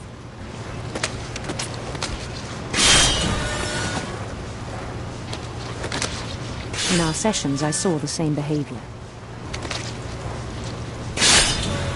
His mind began to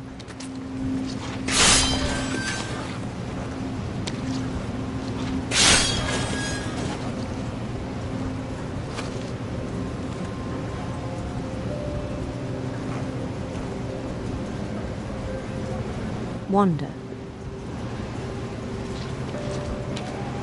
I asked him to describe it. He said he started small, imagining a labyrinth. He'd feel his way about. Then something moved.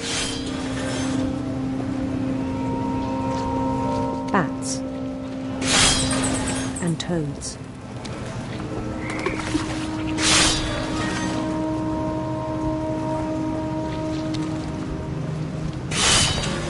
And things that have not names. He knew it was all in his head. But he took it very seriously. I had hoped he'd find himself.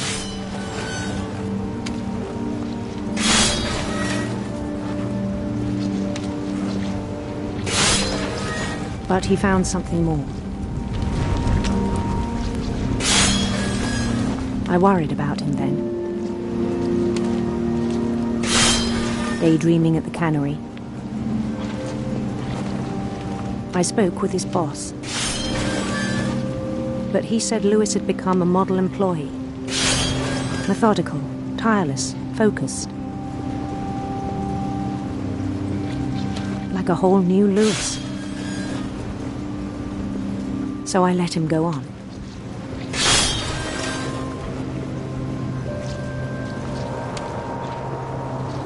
I even encouraged him.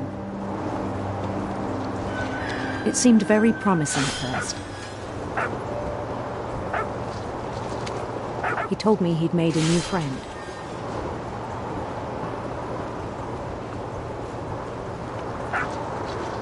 On the edge of a city he named Louis Topia. He built the city up slowly, brick by brick.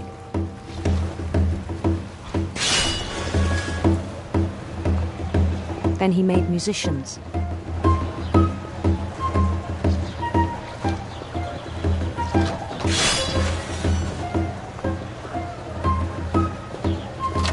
And songs for them to play.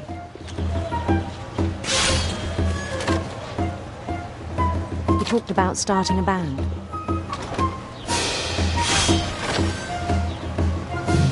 And he was always humming something. Every day his imagination grew stronger.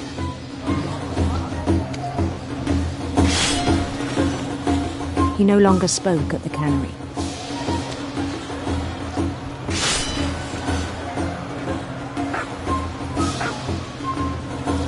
But his chopping was as reliable as ever. Then one day it struck him that all the cheering crowds, even the stones under his feet, were all in his imagination, so he could do whatever he wished.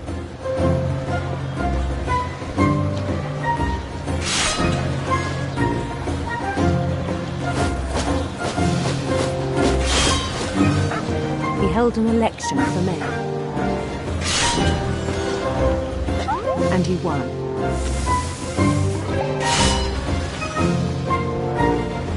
They begged him to stay, but his mind was already wandering. It became a game for him.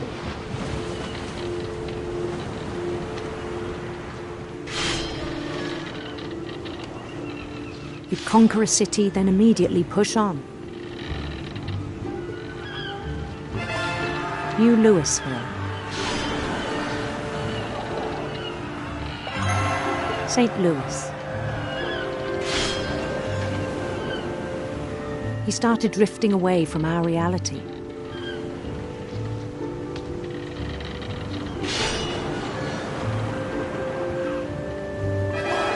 Minneapolis, until one day he forgot to go home from the cannery. Even as his mother pleaded with him, part of Louis kept sailing on.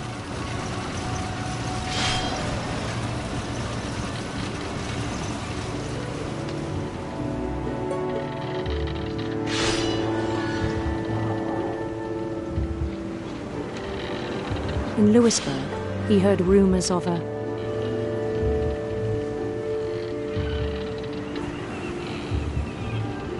beautiful prince and queen.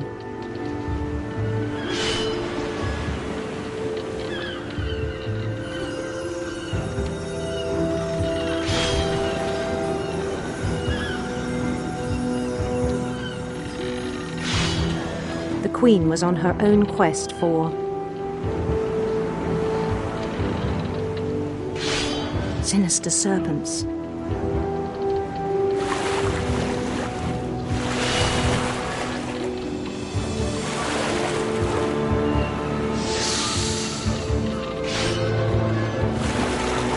He followed the sound of her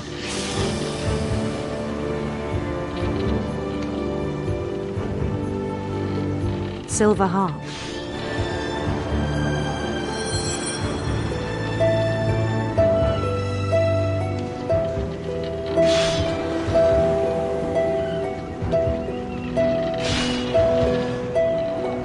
His chase led him to a golden palace east of the sun and west of the moon. Even then, his logic remained sound.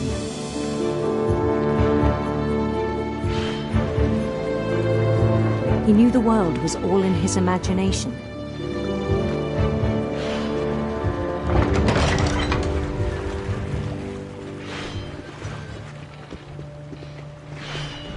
But he was so proud of having created it.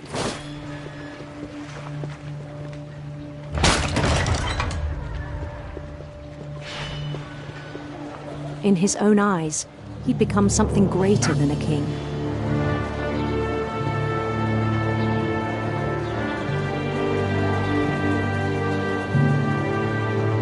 For someone who'd never known success in the real world, I think it was overwhelming.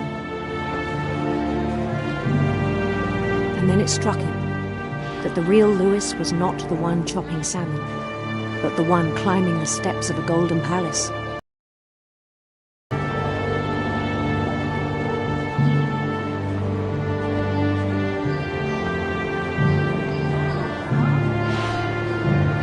My imagination is as real as my body, he told me.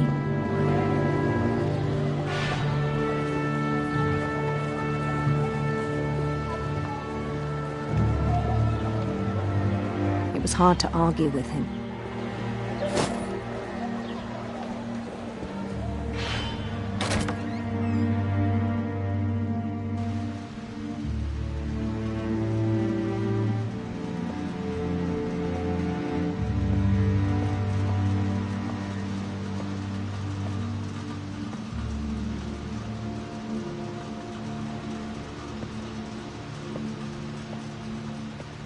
We began to forget the world we know.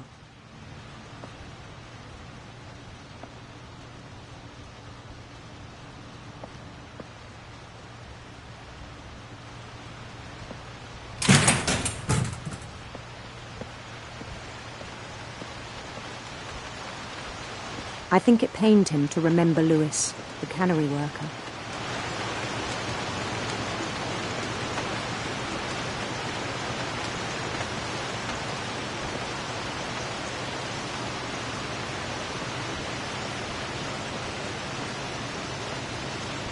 He began to despise the man with a royal contempt.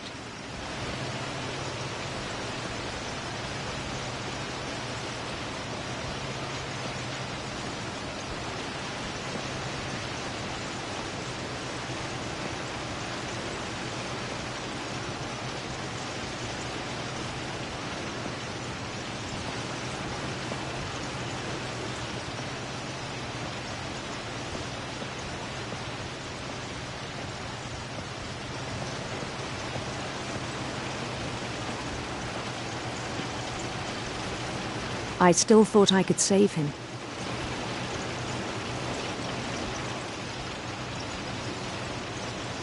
Even after he said he was being crowned king over all the lands of wonder.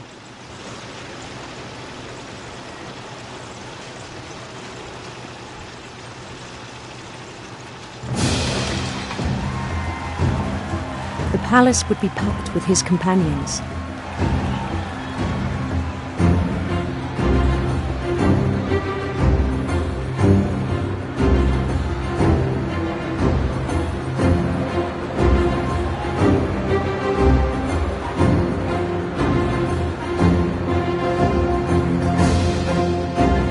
Wise Calico had insisted on advising him.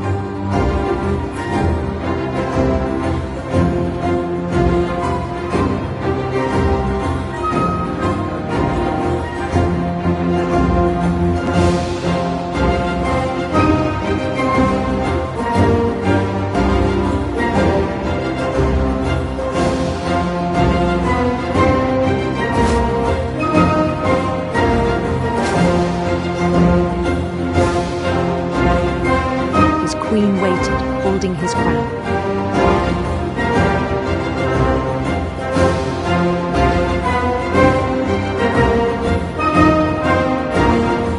There was only one thing left to do.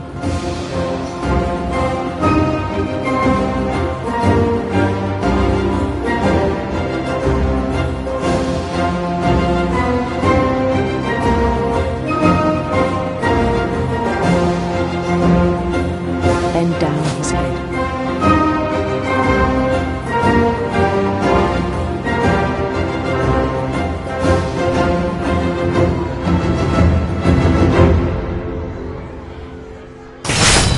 And the rest I think you know. Mrs. Finch, your son was a kind man who will be missed by all of us who knew him.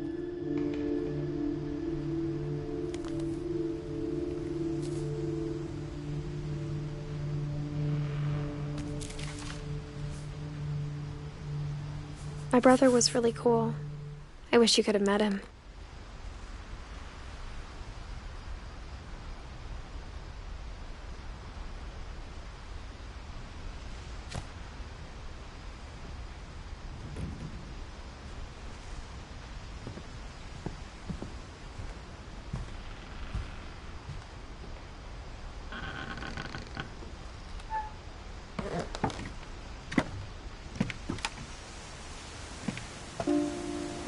On the way back from Lewis's funeral, my mom told me to start packing.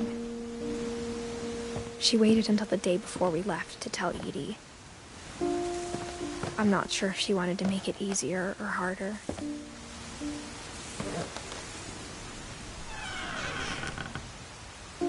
I wish we'd stayed.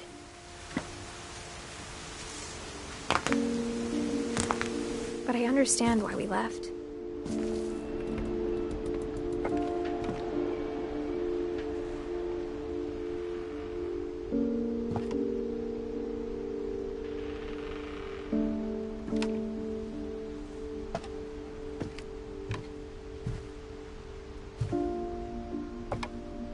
My mom ended up leaving everything behind.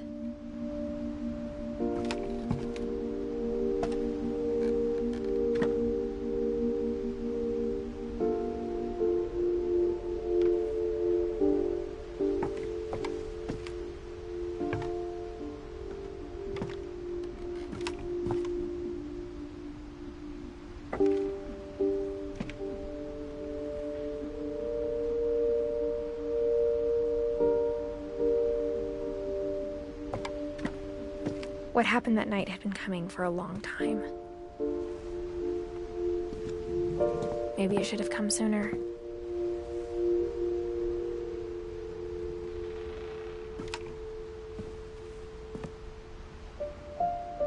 But it had to end one way or another. All that's left now is to tell you about that last night.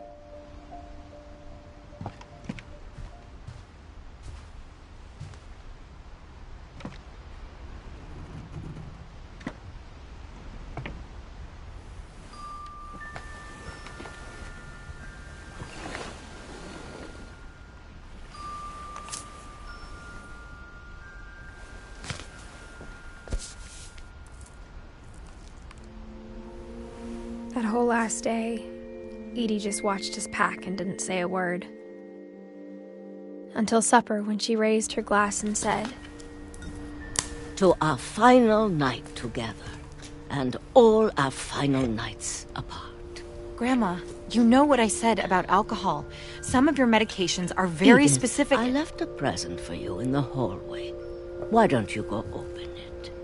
The grown-ups have to argue now. I'm sorry, you're right.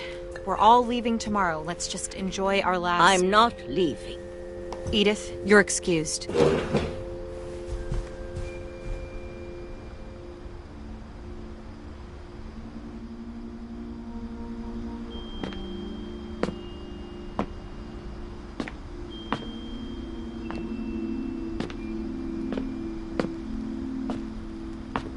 The power had been shut off that morning, but Edie always had plenty of candles. When my mom sealed the library, I don't think she knew about the other entrance.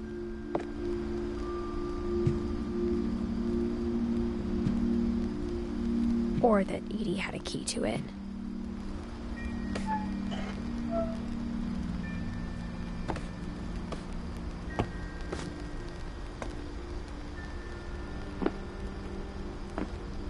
That thing you're afraid of isn't going to end when you leave the house.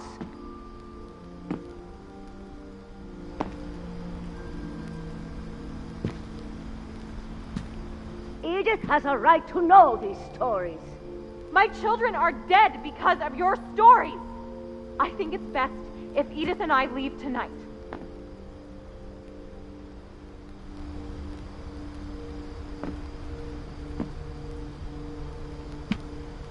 We'll have the nursing home send a van for you in the morning, okay?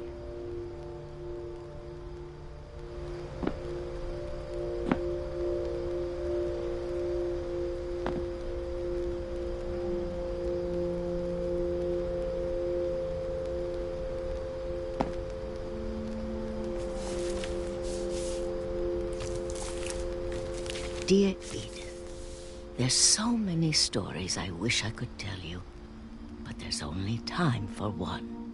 This is about what happened on the night you were born. That night, the tide went way, way out.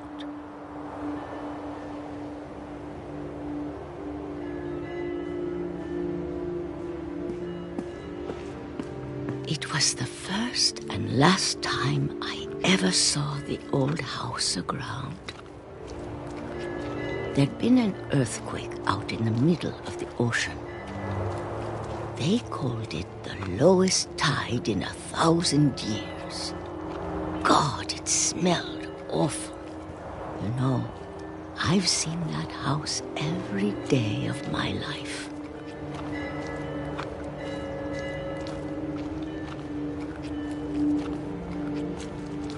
But I never thought I'd go back to it.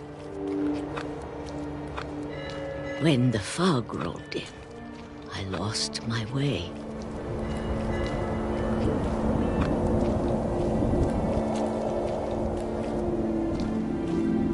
I got turned around.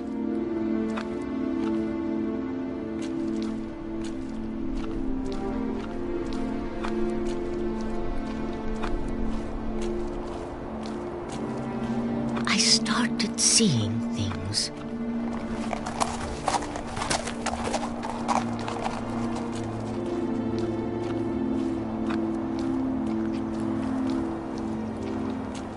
Things I'd forgotten had ever existed.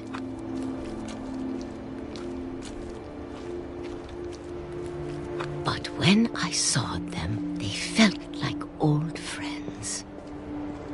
That night, a lot of things came back to me.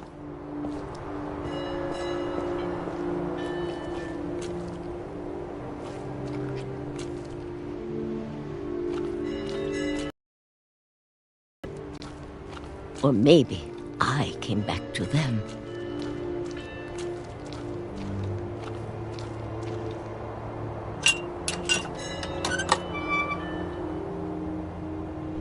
Things I can't explain, but that I need you to try and... Edith, what are you doing in here? It's mine. Edith! Mom, you're gonna rip it! Let go! I kicked and screamed, but Mom dragged me to the car. I never saw Great-Grandma Edie again. The next morning, the van came to pick her up, but she was already gone. After that, we moved around a lot.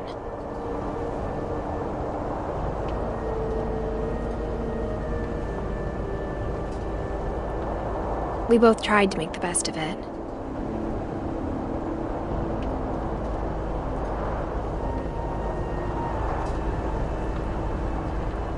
A few years went by.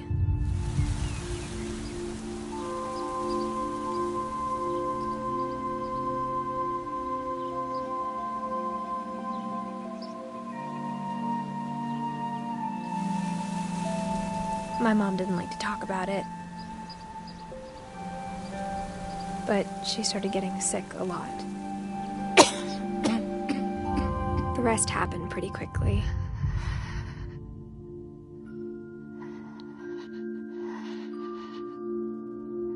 She got better for a while,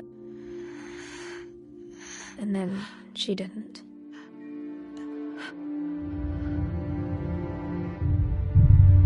And then I was alone.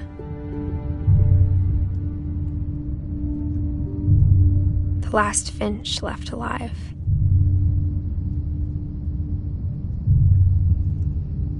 Until I found out about you. I'm still not sure what to tell you about all this. If we lived forever, maybe we'd have time to understand things. But as it is, I think the best we can do is try to open our eyes. And appreciate how strange and brief all of this is.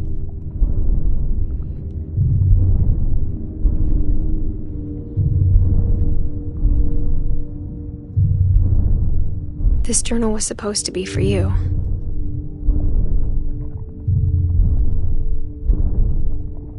But now I hope you'll never see it. I just want to meet you and tell you all these stories myself. But I guess if you're reading this now, things didn't work out that way.